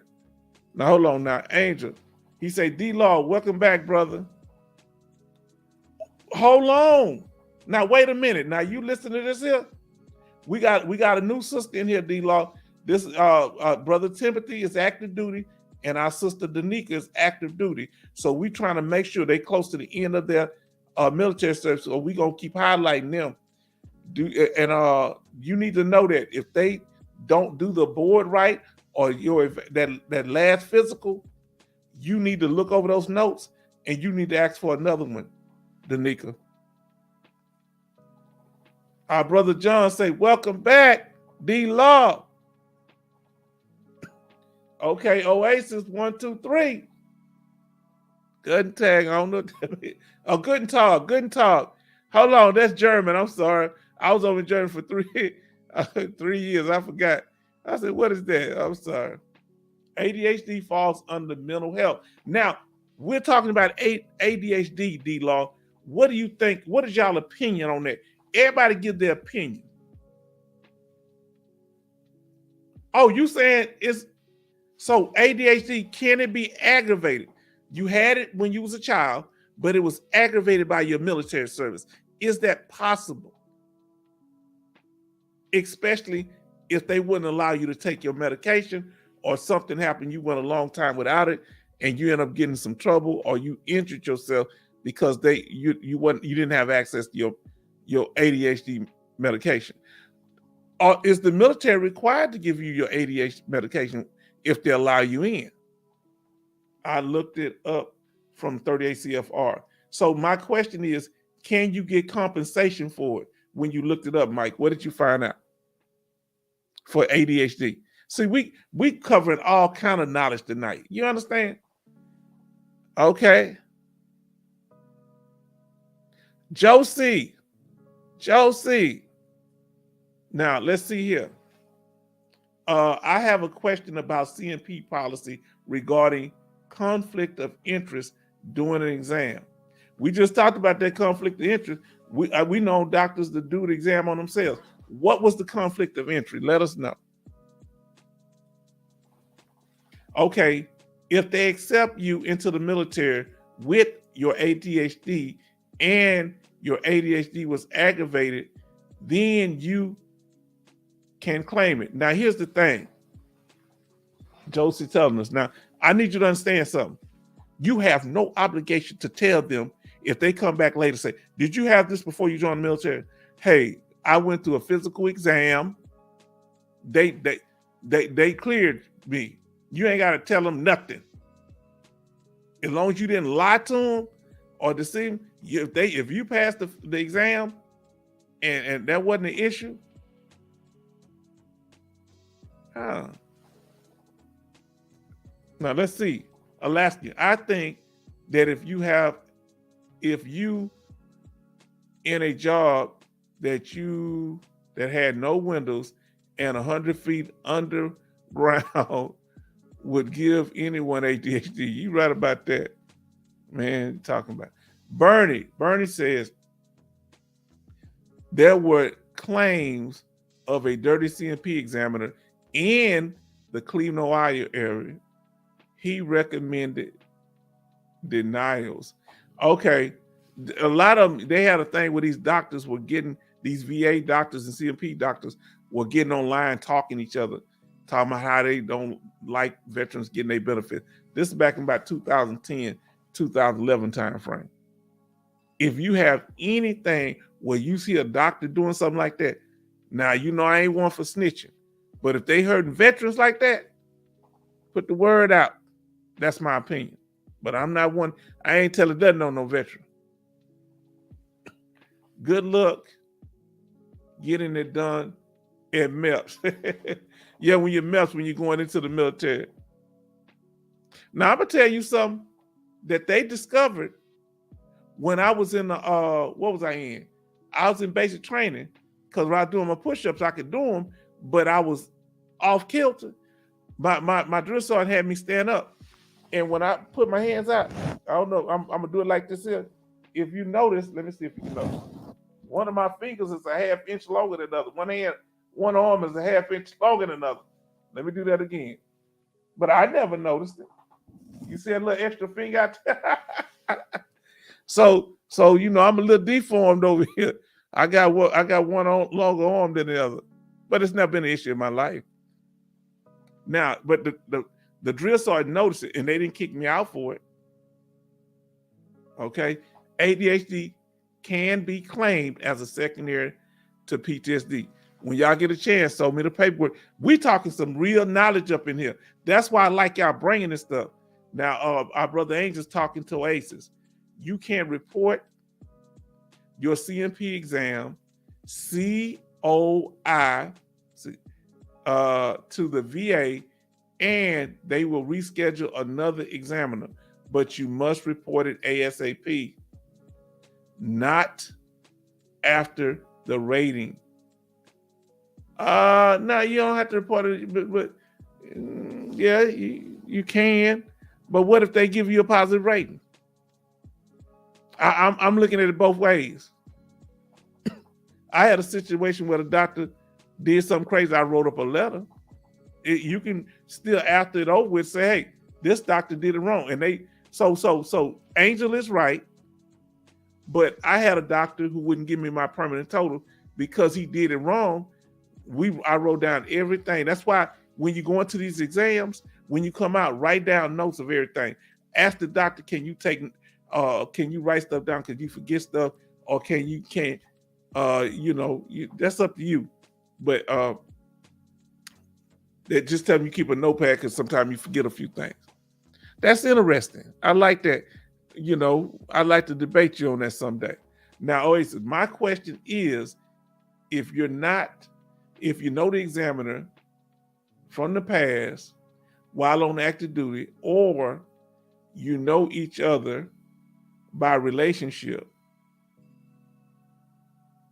do they run rec to prevent? Do they run check to prevent? I don't know. If y'all don't say nothing, if you getting your benefits, remember, I just told you a case where the wife did a CMP exam on herself and got approved.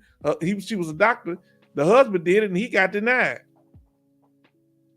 They tried to fight him. They didn't want him doing it. Okay, similar to jury duty. Okay, you ain't supposed to know the people. I don't know. Where's it said you don't supposed to know them? Is that in the rules that you don't supposed to know the CMP examiner? Because you know your doctor. If you get an outside DBQ, you might have been knowing your doctors for 20, 30 years. Your doctor may live down the street from you. Your doctor may be related to you. Do they ask you whether they related to you? Nah. We need to talk about that. That's interesting. That'll be good in the after party. That's really good. Now let us continue. Now this is the most important part. If Danica, you get, and D-Law, you get an outside CMP exam done, Angel, y'all make sure that examiner fills out the last part. If they don't put their signature on it, their credentials, it's not going to get approved. They can fill out a perfect DBQ, but it's going to be denied if what? If it's not filled out properly with signature, their credentials, their contact information. Please make sure everything is done properly so the VA can confirm. Let us continue. Now we're on the last one. I know that was a lot of information. We're on the last one, severity. Everybody loves severity because that's where the money at. This is where I want y'all to get y'all mind right. Once you got your foot in the door, first once you get your diagnosis, then your next is your foot is in the door. Now you can't go nowhere but up. So now you trying to get the most for your the more severe it is, the more money you get. So now you need to focus. Because a lot of time the VA like to lowball you. You understand? They'll give you a low severity. They give you 30%, but they're supposed to give you 70. They give you 70, but you should have got 100. Now let's continue. Severity level. How does injury affect ability to work? That's what the severity level is. The VA is looking when you get that done, Danica. I want you to listen. When you get your squad leader to fill this out, you need to say, how does it affect your work? How does he believe your condition affects your ability to work? Or he can just talk about what it causes problems. You can't do PT as much. You have to because of this and that. Whatever the symptoms are related to that condition, that'll be powerful, okay? Now let's see what our brother D-Law said. He say, I guess it's like asthma, allergic sinusitis claim was deferred. Now they didn't deny his claim for sinusitis. They deferred it. Okay. I will be seeking a nurse practitioner certified in Gulf War claims, deploy environment exposure. The first doctor didn't know nothing. Sometimes you get doctors that don't know nothing. They just trying to get a pay. Now, was this an independent doctor you had, or was it a doctor that the VA sent you to the CMP exam? And let me ask y'all a question after I get this here. Can Al do a CMP exam instead of relying on human intelligence? Now, let me ask y'all this here. Since it got dark over here, let me know here at the H-Town Vet if you can see. How good do y'all see me? Do you see me pretty good over here? How is my lighting? I just got a new light, so we have better lighting. Now y'all get to see my face in high def. This ugly face. You understand? I hope it don't spoil your appetite. But let me know if the lighting is okay.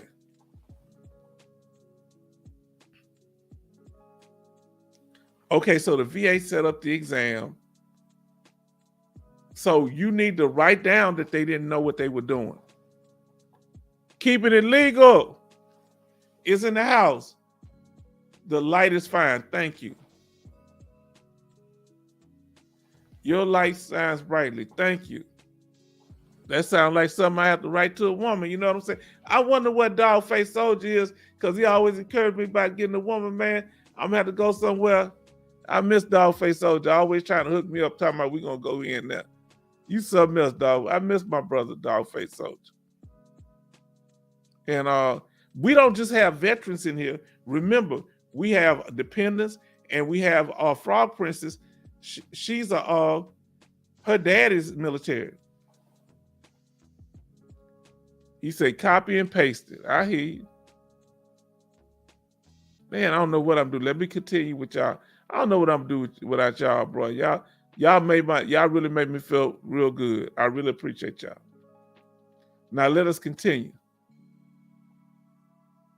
Now, the less severe your condition is, the lower the percentage, the lower the payment. And if it's at 0%, you're not going to get anything. You got a service connection, but they're saying it's not severe enough to affect your employment or your everyday activities in life with your family, going to the store, nothing like that. That's okay. You can get an increased severity as it gets worse. The more it limits your ability to work, the higher the percentage. You know what the rap song say? What does it say? More money, more problems.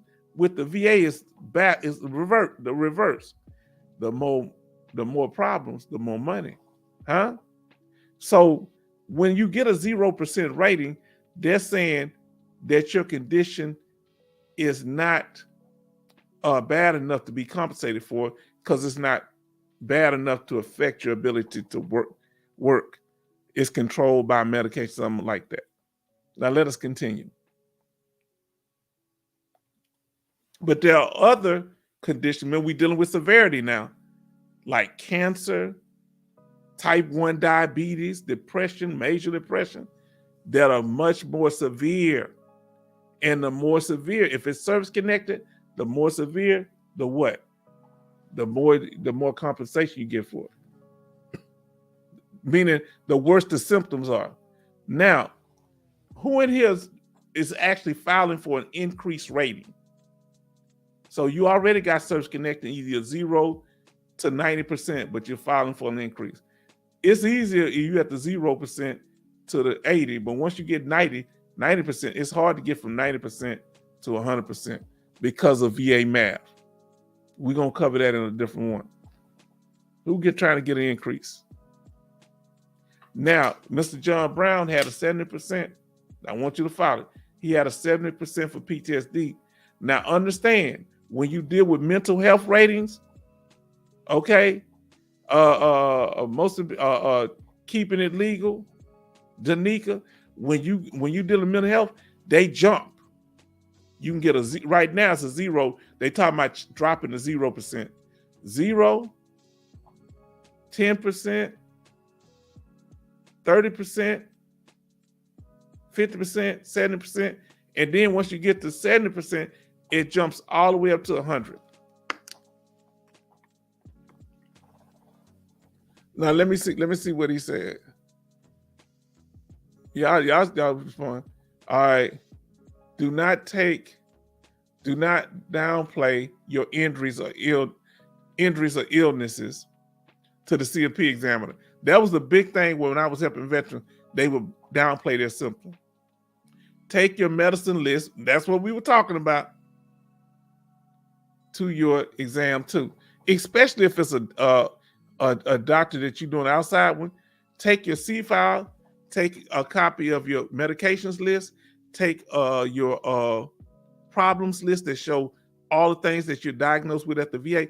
This is a simple little sheets. Your VA code sheet. These are simple things the doctor can look over real quick, and that'll give them all the information in one place instead of a stack of paper as tall as you or me. Now let's see what Josie is saying. I'm going for an increase. I'm 92%. Well, all you need is to get to 95 or 96, and they're going to automatically round you up to 100. But it's hard to get there, but we're going to help you do with it. It's not impossible. Now, yes, sir, I will take notes of that. You are my mentor, and I know that I'm blessed with your support and wisdom. Now, not just mine, all of them in here, because I'm getting knowledge from them. I be hating on Josie and D Law all day because they be teaching me stuff. And Military Mike, we gonna make it happen. What my desire was to do, to bring a place where we all have a place to share. That I'm not just talking at you. You ask the question, I just tell you a cookie cutter answer. These speakers is hard to talk when I can't hear. Now let me see. He say I meant from 0 to 30%. That's what I meant to say. Okay. Now hold on. I missed something. Hold on. A lot of y'all been talking. Let me see. Alaskan say replacing humans will solidify no future CMP exams, saving the government time, 0 errors, and never need to sleep. So with them robots or AI or something, right? Although the CFR subpart BC would have to be rewritten and AI can do all that. Now, here's the thing. I want to know, I'm about to throw some mess in the game. Let me get on screen to throw this mess in the game. Y'all ready for me to get on the screen to throw this mess in the game? What if they start using AI to do our medical exams, CMP exams?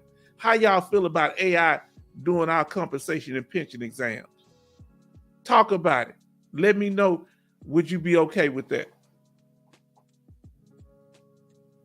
Now, okay, 10 years ago, they gave me something percent. I don't know if you meant 0%. This year I filed for an increase, and after my CNP, I was increased to 30%. You that from 0 to yeah, you did correct it later. 2 weeks ago, yes. And he said I meant from 0 to 30%. Now let's see what our brother's saying here. Here's the link to the complete master condition list. You need, listen, Danica, look at what's on the screen now. You need that because you need to be informed. We know some of them based on having them, but you in the military, you need to make sure you get that. And I'm gonna look over this list too. These are the conditions that I'm assuming the VA compensate for. Yes, and we're gonna always be here for you, Danica. We don't mind being a mentor because we wish we had mentors. We wish we had somebody to talk to. And we're going to always be supported. Any of my brothers and sisters need me. I'm here for you. Now, this is the list of every rateable condition at the VA. Wonderful.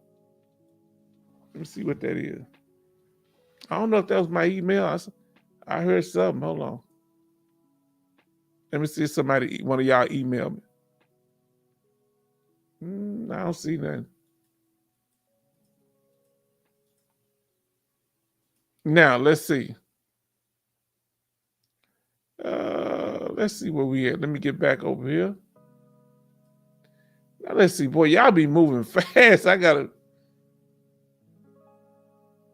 Okay, now I'm down to military Mike. Okay, he said that. Now, let's see what Alaskan he says. Okay, I have 150 shelf self-help books that I've been using at therapy. Bring them all to a CFP exam to show I've been trying. No, if you keep all it, you need to talk. You need to tell them, stop bringing these books. Let me tell you something. We don't even want you bringing a pencil to your CFP exam. You're going to have to give a scout's honor that you're not bringing. This man talking about D-Law.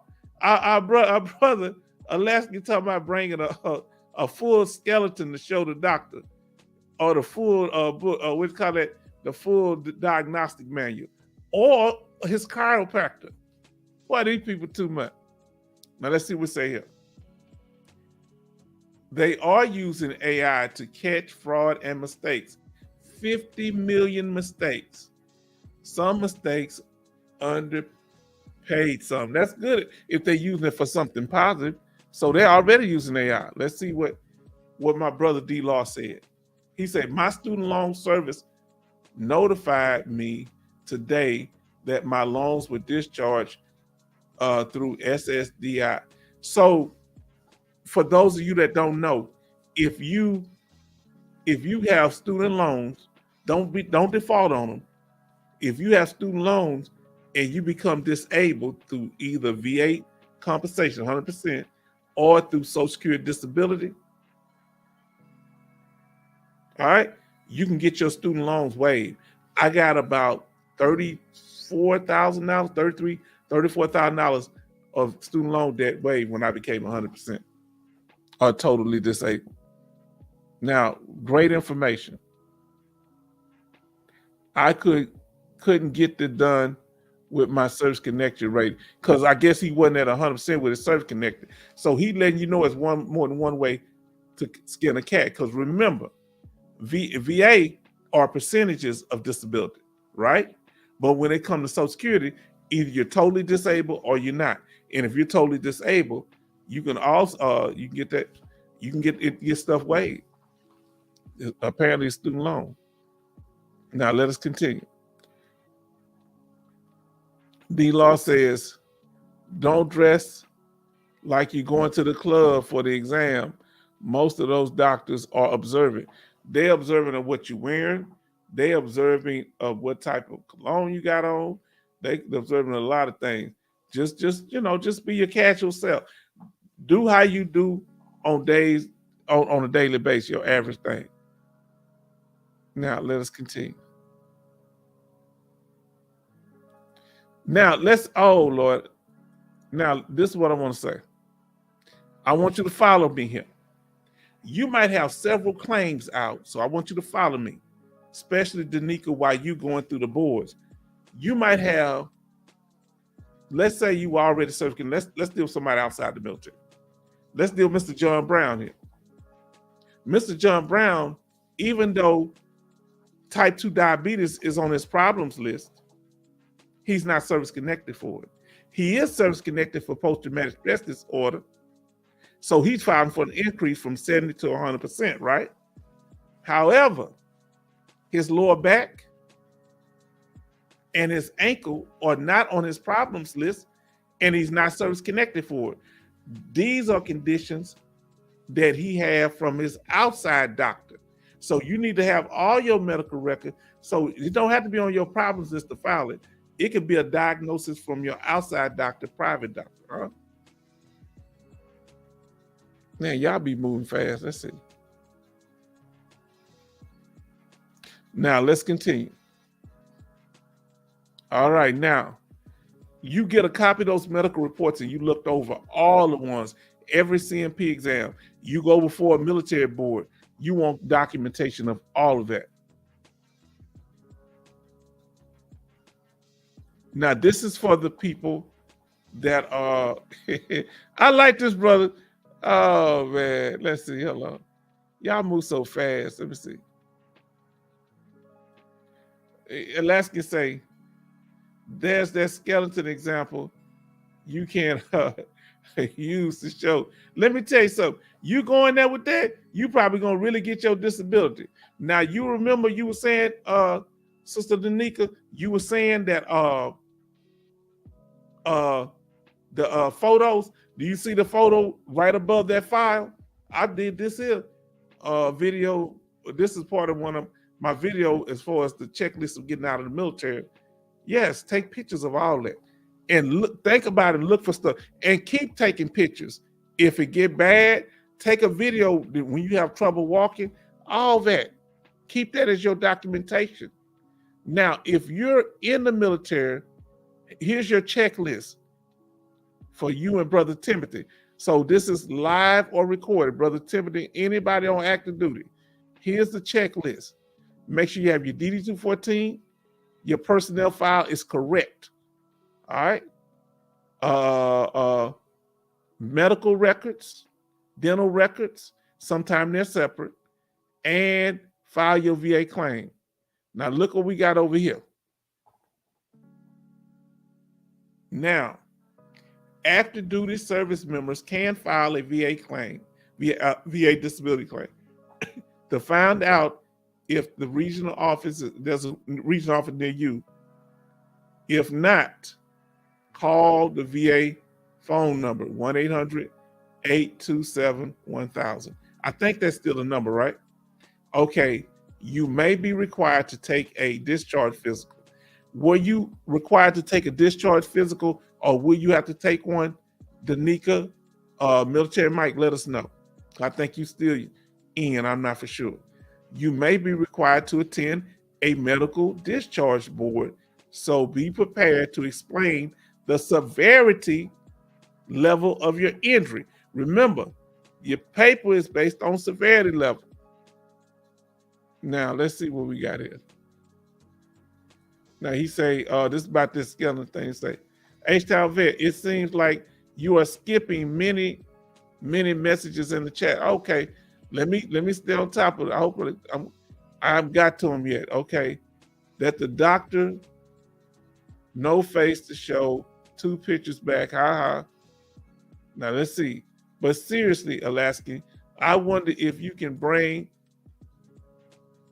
our service dog to a CMP exam. Can you should be able to bring your service dog, right? Now let me make sure. I don't want to make, since you said I probably missed something, I'll make sure I don't want to miss nothing. Okay, I forgot. The VA said I didn't have any combat service, but turned around and said I did. I submitted another DD-214. Remember what I told y'all, that DD-214, because they said I wasn't in combat, so I just highlighted my military service.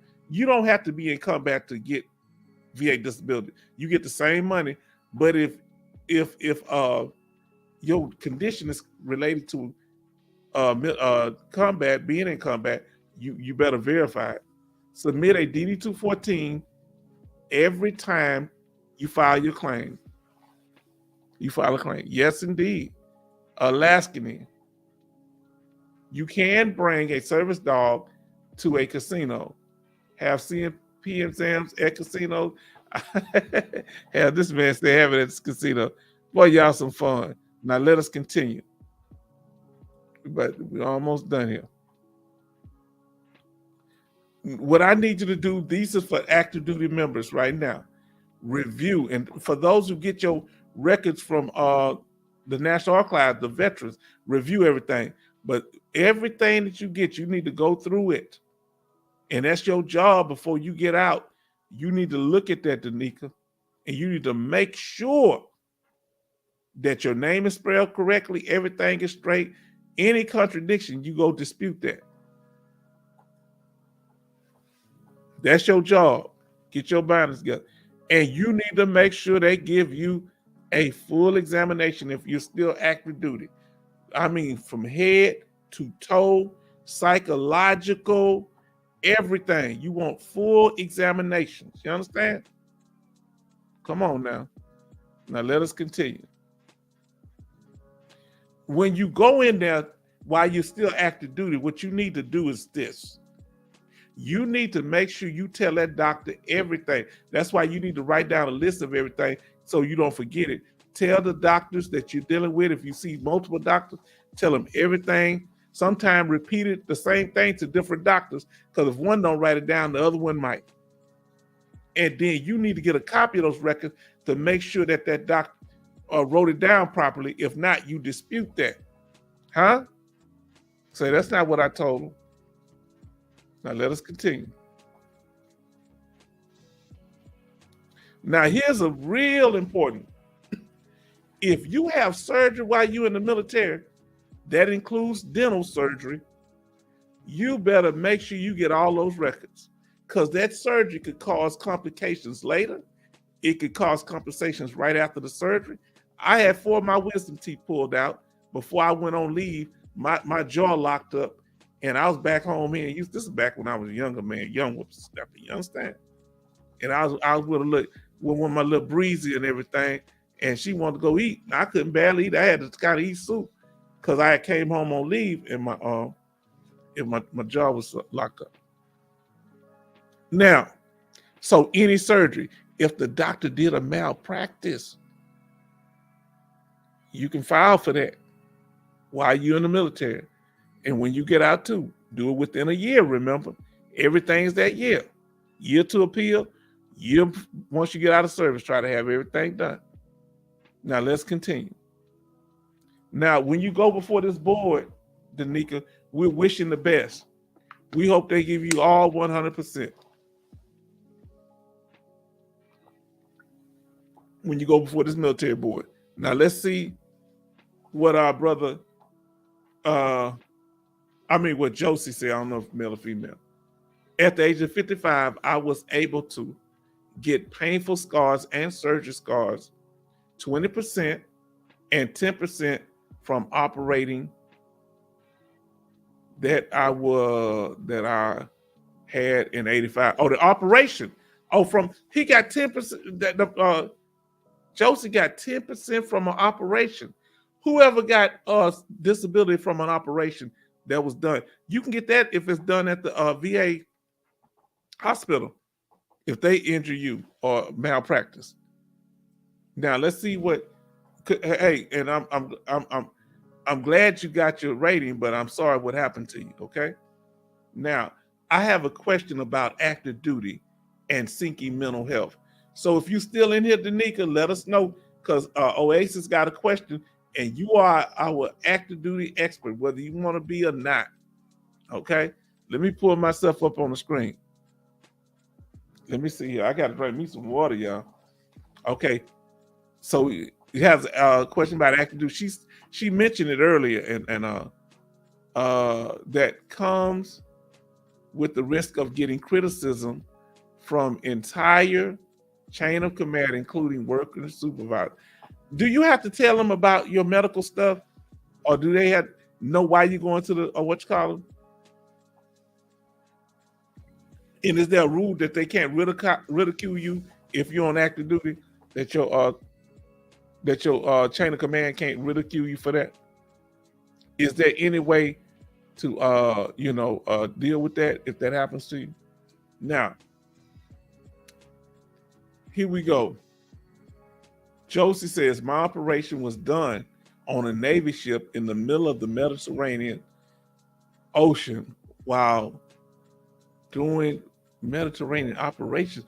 You in the middle of the Mediterranean in a ship that's moving around? My Lord. All right. That my condolences to you on that. Now let us continue. Now here go them side effects.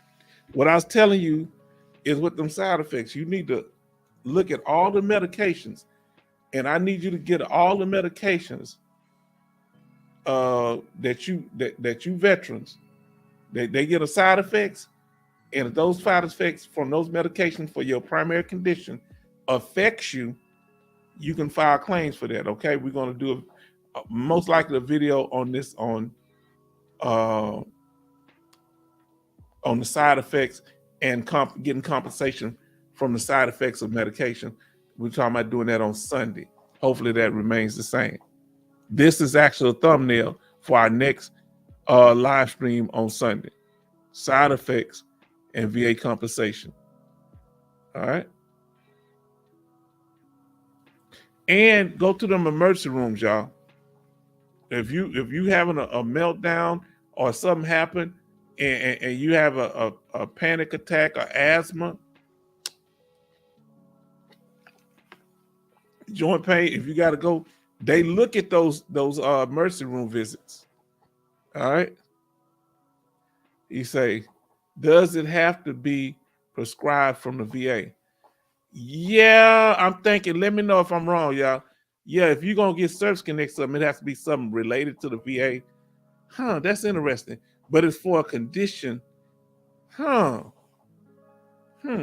So if you're service connected for something and you take medicine for it, but you get the medicine from outside the VA system, I think it has to be prescribed at the VA. Can you get service connected? That's a very interesting question. I never heard that before. Emergency room visit, private messages are a veteran's best friend. It puts a record in the book. And they have that, I think, on the DBQ that they'll talk about. Did you have any emergency room visits? They talk about that. All right, have your medicine documented either way. That's right. That's right. Now, let us continue. Now, another thing that you could do, Danica, if you're still here or you watching this live or recorded, you can go get a employment specialist to say, and you do this outside the VA system. I mean, outside your active duty, and a disability employment specialist, somebody can tell you what your conditions do that limit you to work. And you can also use that when you're fighting for your VA disability because doctors are going to talk about medical stuff. But remember, your VA disability compensation, the severity level in particular, is based on your inability to work. The less you can work, the more money you get. And that's where the severity level, that's where this employment specialist come into play. Now, when you visit your VA doctor, take a list from your outside doctor. They will put them in your record. Okay, that's good. Put them in your record. They call vocational specialists, and they're very good. There's very good ones on YouTube that do VA disability, and he's out of South Carolina. Didn't know that. Check into it. Okay. We're just about done. We got a few more slides here. I don't know if it's 5, 10. Now they do assessments, job analysis. That's what these disability specialists, vocational specialists do. Now that independent medical examination that we talked about, remember? That outside doctor that you pay for. This is what I was telling Danica. You got to understand. See that arm right there? You're in the military. If you get injured, if they not, you can also go to outside doctor, whatever disability you got. The VA got to know. You just document that. So when you go to if they don't give you what you want when you get out, you file right over at the VA regional office. As soon as you get out and say, hey, I got this treatment while I was in the military from an outside doctor. Huh? As long as it happened in service. So that's a small way to get around it. Now, this is the one for the active duty members. Checklist before military discharge. That'll help. Let's spread that word. All active duty members, spread this word so they can get that information. It should help. It's a short video. I think it's less than 10 minutes. Now, here again, here's the H-Town Vet. This is my handle. So if you have trouble finding my channel, now let's see what we got here. Somebody else made a statement. Okay, what if you're outside, doctor prescribed the federal illegal plant, report weed or no stress? I don't know. I don't know if they, because I heard different things. I got a veteran, a friend of mine is in what do you call it, Colorado, and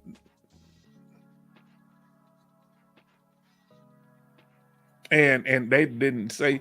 He said his doctor say no big deal. That's what he said. I don't know how true it is. Y'all let me know what y'all opinion is. Okay, I'm asking for all veterans. I'm asking for all the veterans afraid to ask. Not for me. That's what I say. I don't know, because I hear some people take it. They give it's for therapy or something. I don't know. I pass on grass. I like you. Now,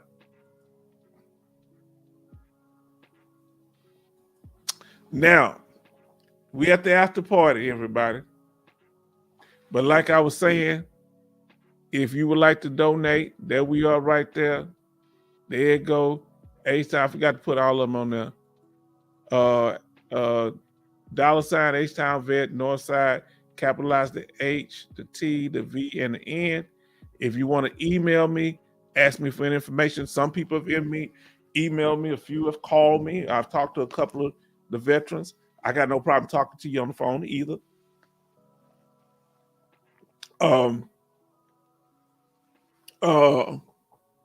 Might just schedule time, and you can email me, and I will a lot of times let you know that I'm going live. I'll email you if I get a chance. And that's that. Thank y'all for being so good. Let's go over to the after party. All right. Anybody got something to say in the after party? You can talk about VA stuff, non-VA stuff. I got something I got to get off my chest. So let's talk about it. Now, you know my channel, I got over 1,000 subscribers now, about 1,300 to be exact.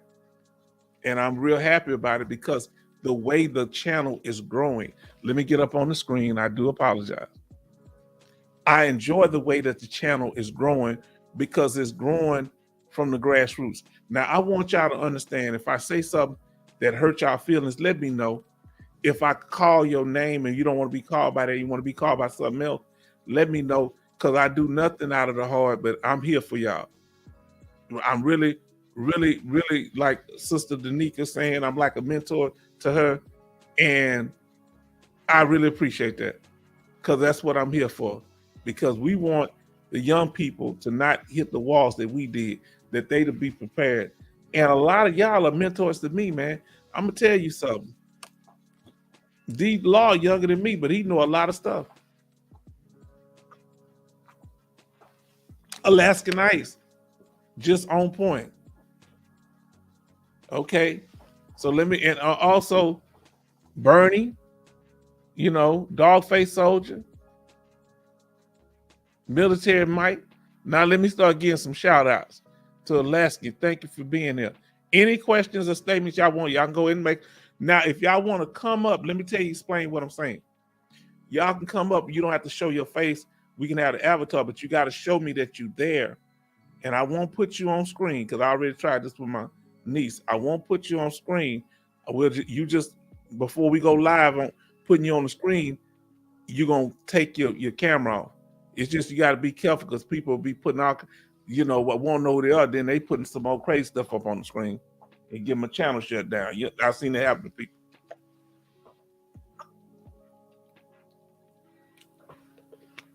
Now, see, okay, see, the messages be coming. Here we go. You money, you know, I forget it. I think Okinawa, is that in Japan? Is that Okinawa? Let me know. Now, I thank y'all for your patience. Did y'all learn anything from it? Now, what I want y'all to do, a couple of things I got to say in the after party. One thing is, y'all need to go to y'all states and find the benefits that in y'all states and we need to start gathering these benefits together, because I know Texas and I probably don't know all of them, but we need to find each state that y'all in. Y'all start getting this information, stuff that, because we look it up online, they only have certain things. We ain't gonna learn all of it, because you got to have boots on the ground to learn a lot of these things. Now, let us continue.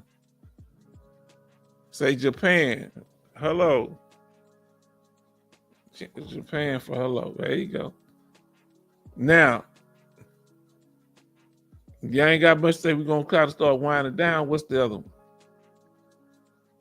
one? If you're not already in the VA system, here's the application for healthcare. You can look that up and you can go try to get in that healthcare system. Now, let's see what our brothers say. You money say, I missed the cast. I'll go back and listen. Yes. Now, here. No, I was saying that what that stands for. Okay. I don't know how to pronounce it. I ain't gonna lie. If you have a 50%, all national parks are free. Now, is that 50% or if you're totally disabled? Is it 50% now? Because national parks, I thought you had to be like totally disabled. You don't get totally disabled, like you're 100%. Or you got Social Security where you're totally disabled. I'm gonna have to look that up. Did it change?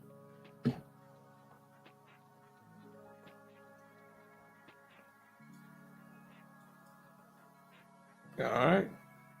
Any more statements? Any questions of me?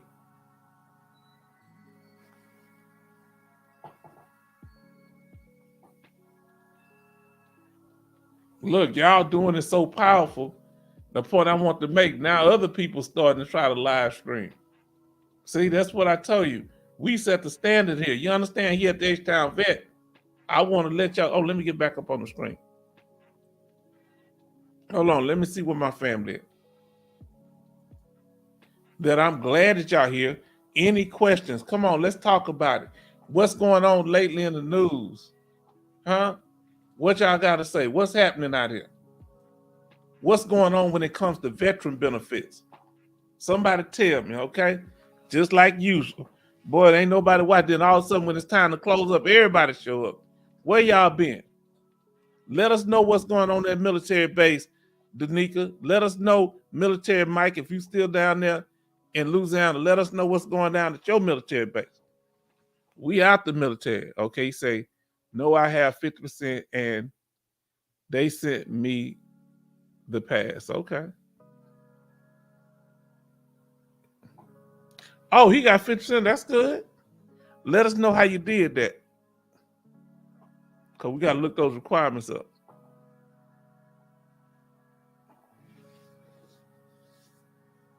What are some of the topics that y'all want to talk about going forward? Because this was kind of a topic that y'all were interested in, the things we need to do when it comes to, we say, the new color. What's the new color? Tell me about the new color. Okay, what's the status about getting the word disability, disabled changed? What would you like it changed to? What would you think would be a good name? COLA rate is out. Oh, is it? What money is it? Oh Lord, it is close to out. So tell me what's the rate? Anybody know what the COLA rate, the cost of living increase is? Let us know.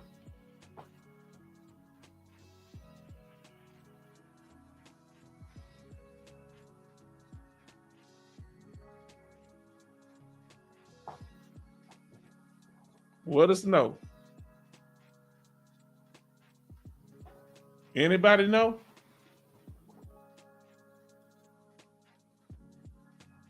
Okay, blessed, not stressed, capable living. That's what it's all about. Anybody know?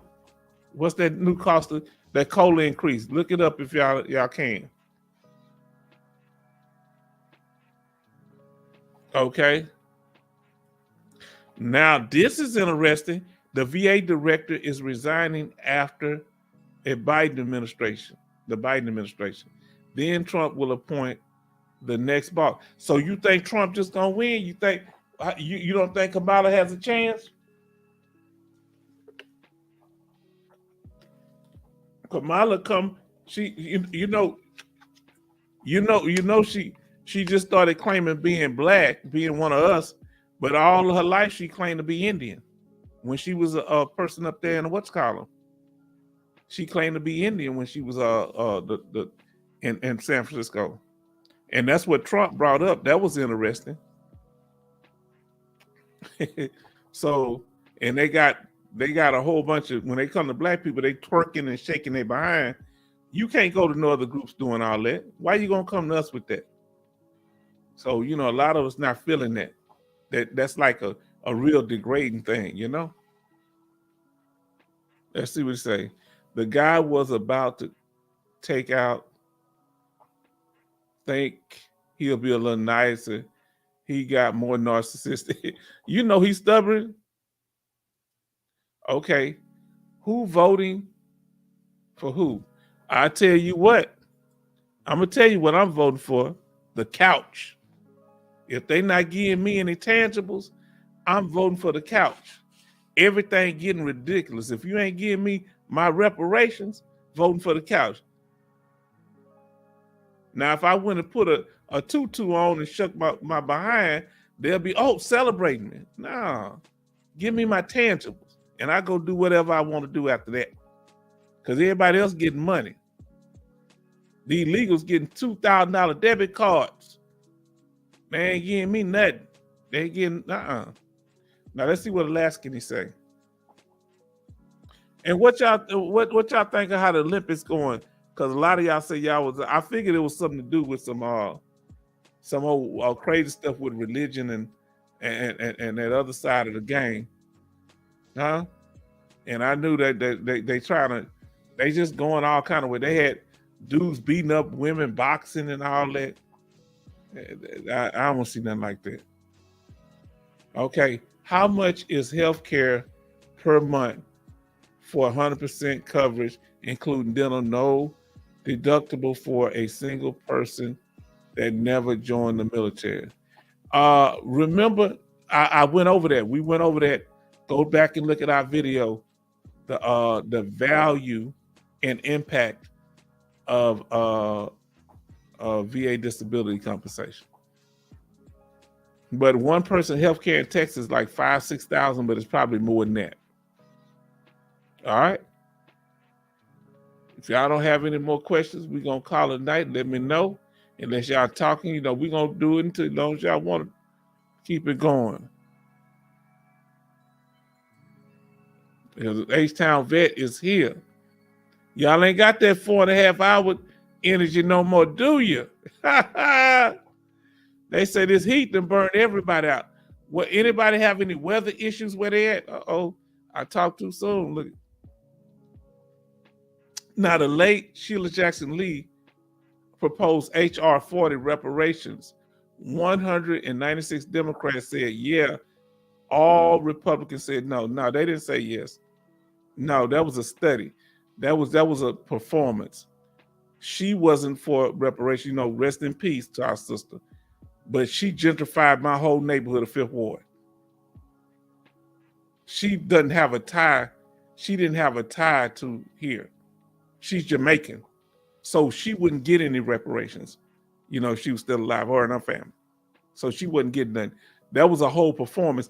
Who do you have a thing where other people that's against it get to talk? When the Japanese got their reparations, wasn't no other people coming in there be able to criticize them about. They just gave it to them for being interned during World War II. When they give other groups their reparations, it ain't no whole open debate. They just give it to them. They give Ukrainians millions of dollars.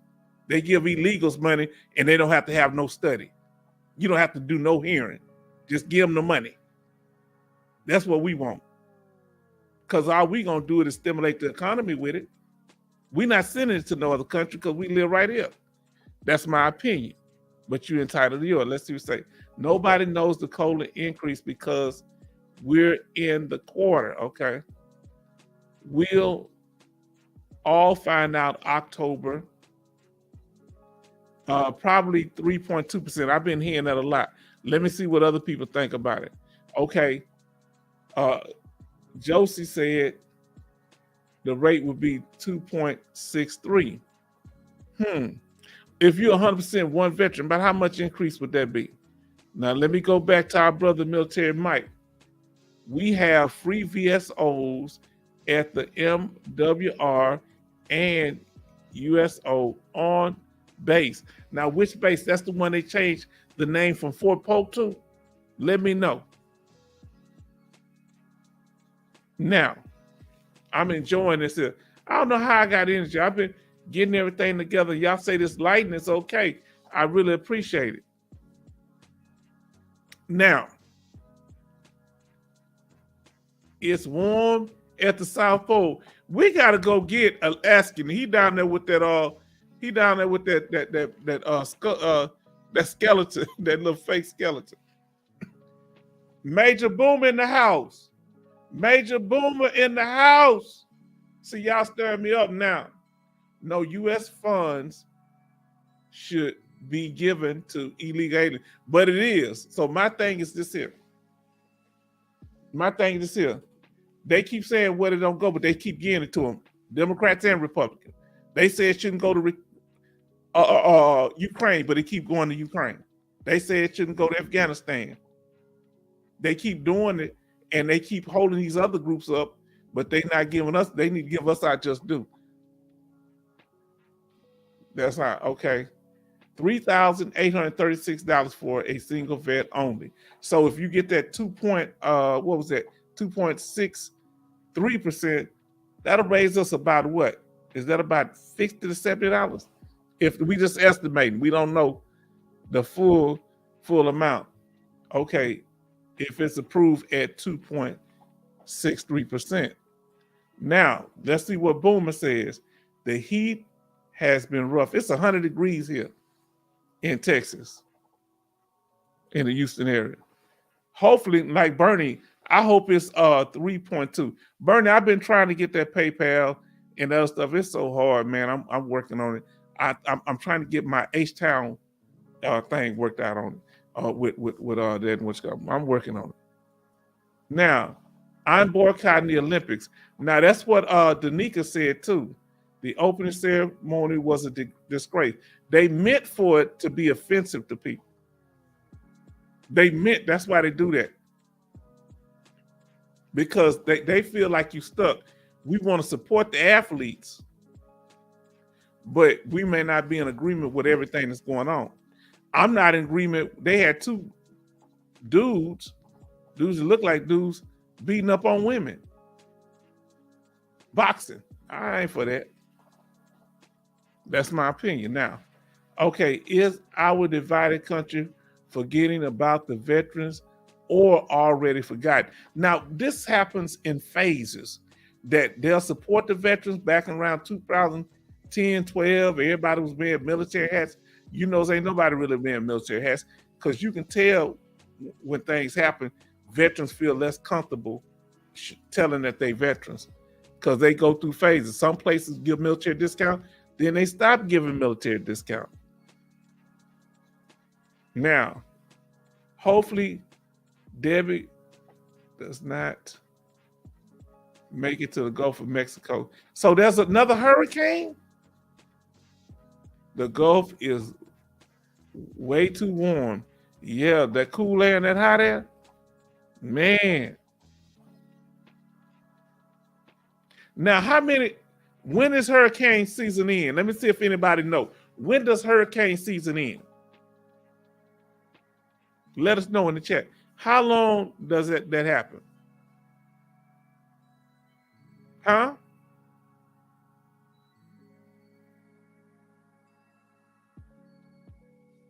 Let us know.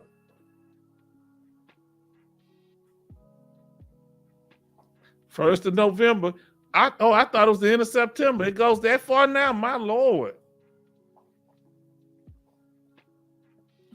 I know it's all the way through September. November 1st for Lascany. Angels say November the 1st. And I guess it depends on where you at. Lascany say October 31st. Okay. Now, if we got a percentage increase, okay, typhoons the same, okay. What percentage you think would be fair for us this year?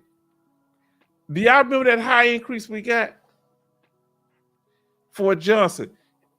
Military Mike told me that Fort Johnson is now what? Military Mike told us that Fort Johnson is used to be Fort Polk, Louisiana. I think that's what he told me. I want to go up there. Now, cyclones year round. Wow, yeah, because I live in Tornado Alley. Now, believe it or not, we don't get too many hurricanes, knock on wood, here in the Houston area. But this is Tornado Alley coming down from the Panhandle through Oklahoma, Kansas. Because that warm air from the Gulf hit that cool air from the north, and it started, because a cyclone is a tornado, right? That same thing as a tornado. Okay. He said June 1st to November 30th, hurricane season. That's just scary. Man. Let me ask you this here. Can hurricane winds mess with your foundation of your house? What's your opinion? Because it seems like that's what's happening around here. Can it shift a brick house, make it move? What's your opinion?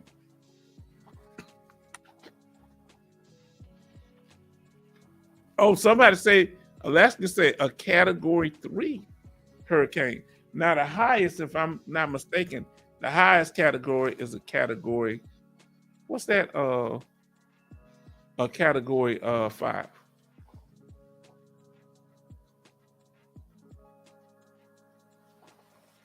Now, what's been going on with y'all? Have y'all been taking time off, staying out the heat? If you work outside, what do? You do it when the sun down? You say a 5. Okay. All right. How do y'all prepare for the hurricane? What do y'all do? Do y'all leave the area?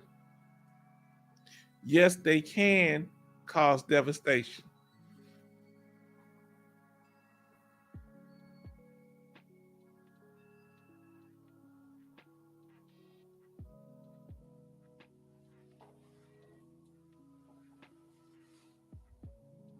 Okay.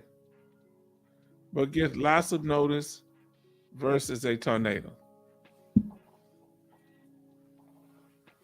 Now, wind with heavy, substantial water can damage the foundation. Oh, boy. Oh, wow. That's why, man, I'm going to check my stuff out, see what's going on. Yeah, that's what, you know, seems like I'm having problems over here. I'm checking them to see what's going on, man. Wow. Now, I live in Guam. You know, I want to go to Guam. Been a 5 super typhoon, no fun at all. But I done built up for conditions, nothing made of wood on the island. So you saying they actually built it of what, like brick and stone or something like that? Because they used to have these hurricanes. Now, let's see what he say here. Work nights, on vacation until Monday. And yes, I have an adult beverage in my cup as we speak. You talking about that Jesus juice? Let me be quiet. November the 1st. Man, that's a long time. That's when it started getting cold. We got to deal with these hurricane things all the way until November. That's just, I thought it used to be September. Rocks from the pyramid. And don't talk too loud because our brother, you know, he on, you know, he's trying to make that 1 year sobriety.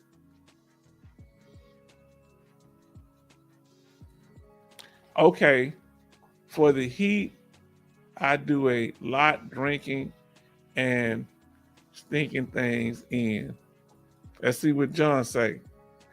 Would you be prepared if VA checks were delayed for 3 months? They always talking about hope. I don't know who would be, maybe some people. 3 months? My worry is unexpected emergencies. And the bills keep coming in. What should you have saved up to be prepared for something like that? Us not having our VA check for 3 months. Should you have 6 months worth of VA benefits saved up? What should be a good amount in case the government shut down or hold our benefits?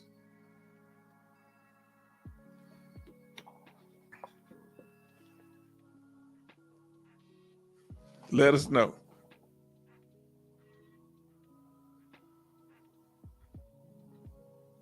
Let us know.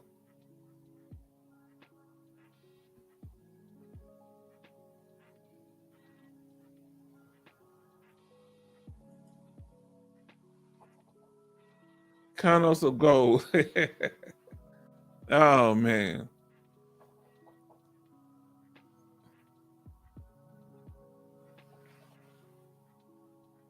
Let us know.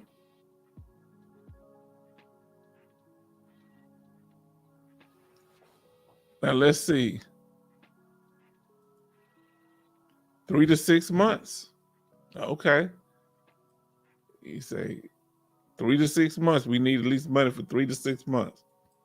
Bernie say 4 months. Save up the check. Put some of that back pay on hold. But it be burning your pocket, huh? 4 months. Let me see. He say the better question is, can you afford to save?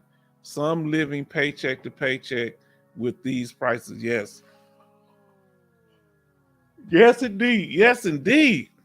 These prices are not no joke.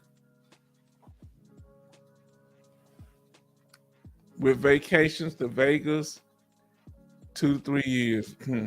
I ain't been on no vacation in a while. Where would you like to go? And do some of these places, these travel agencies offer military discount. Can you get a discount on these different things? And say, cost of living is going up and the chances of survival is going down. Not surviving is going, what you mean surviving? Let me know. Talking about when you go in some of these places or just in life general. Let me know.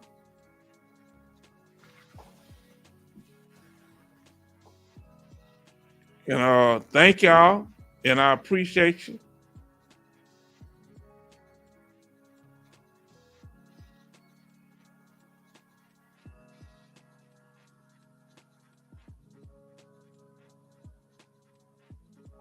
Keep it coming.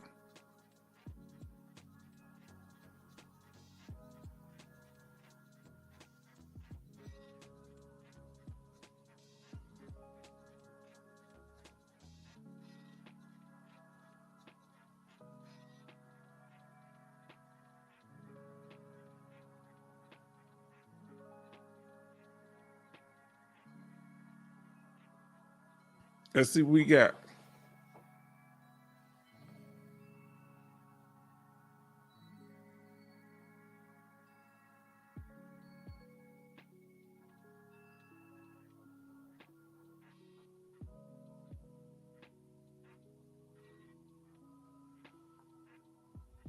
Let us know. Let's see what they're saying.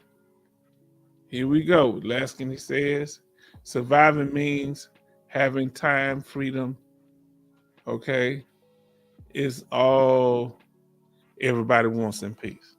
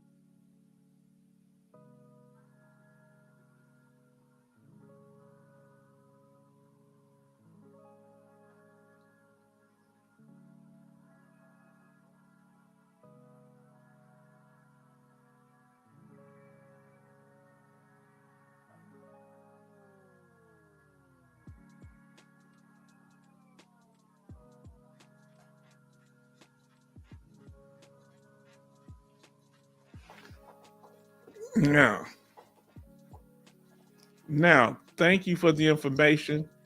Top Chef as usual. See you Sunday. That's what I'm talking about. So let's get them filing shout outs. All right. We're going to probably do the one. Oh, do y'all want to do the video on dependence, or y'all want to do the one on artists getting compensation through medication? I think I'm going to do that one for side effects of medications, how to get VA compensation. All right. Let us know. We're going to do the shout out here. This is thank y'all for joining us, and we appreciate you. Seeing if there's any last comments.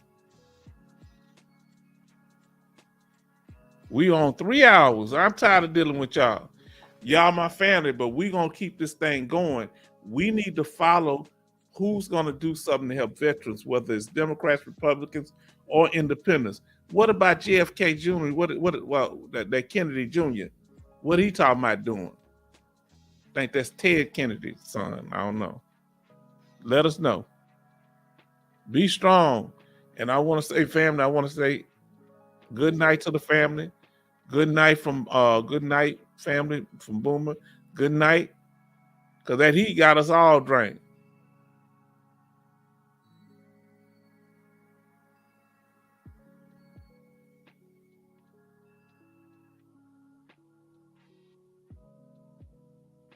And that's going to conclude our live stream here at the H-Town Vet. And I'm going to see y'all on Sunday. Okay? Be strong.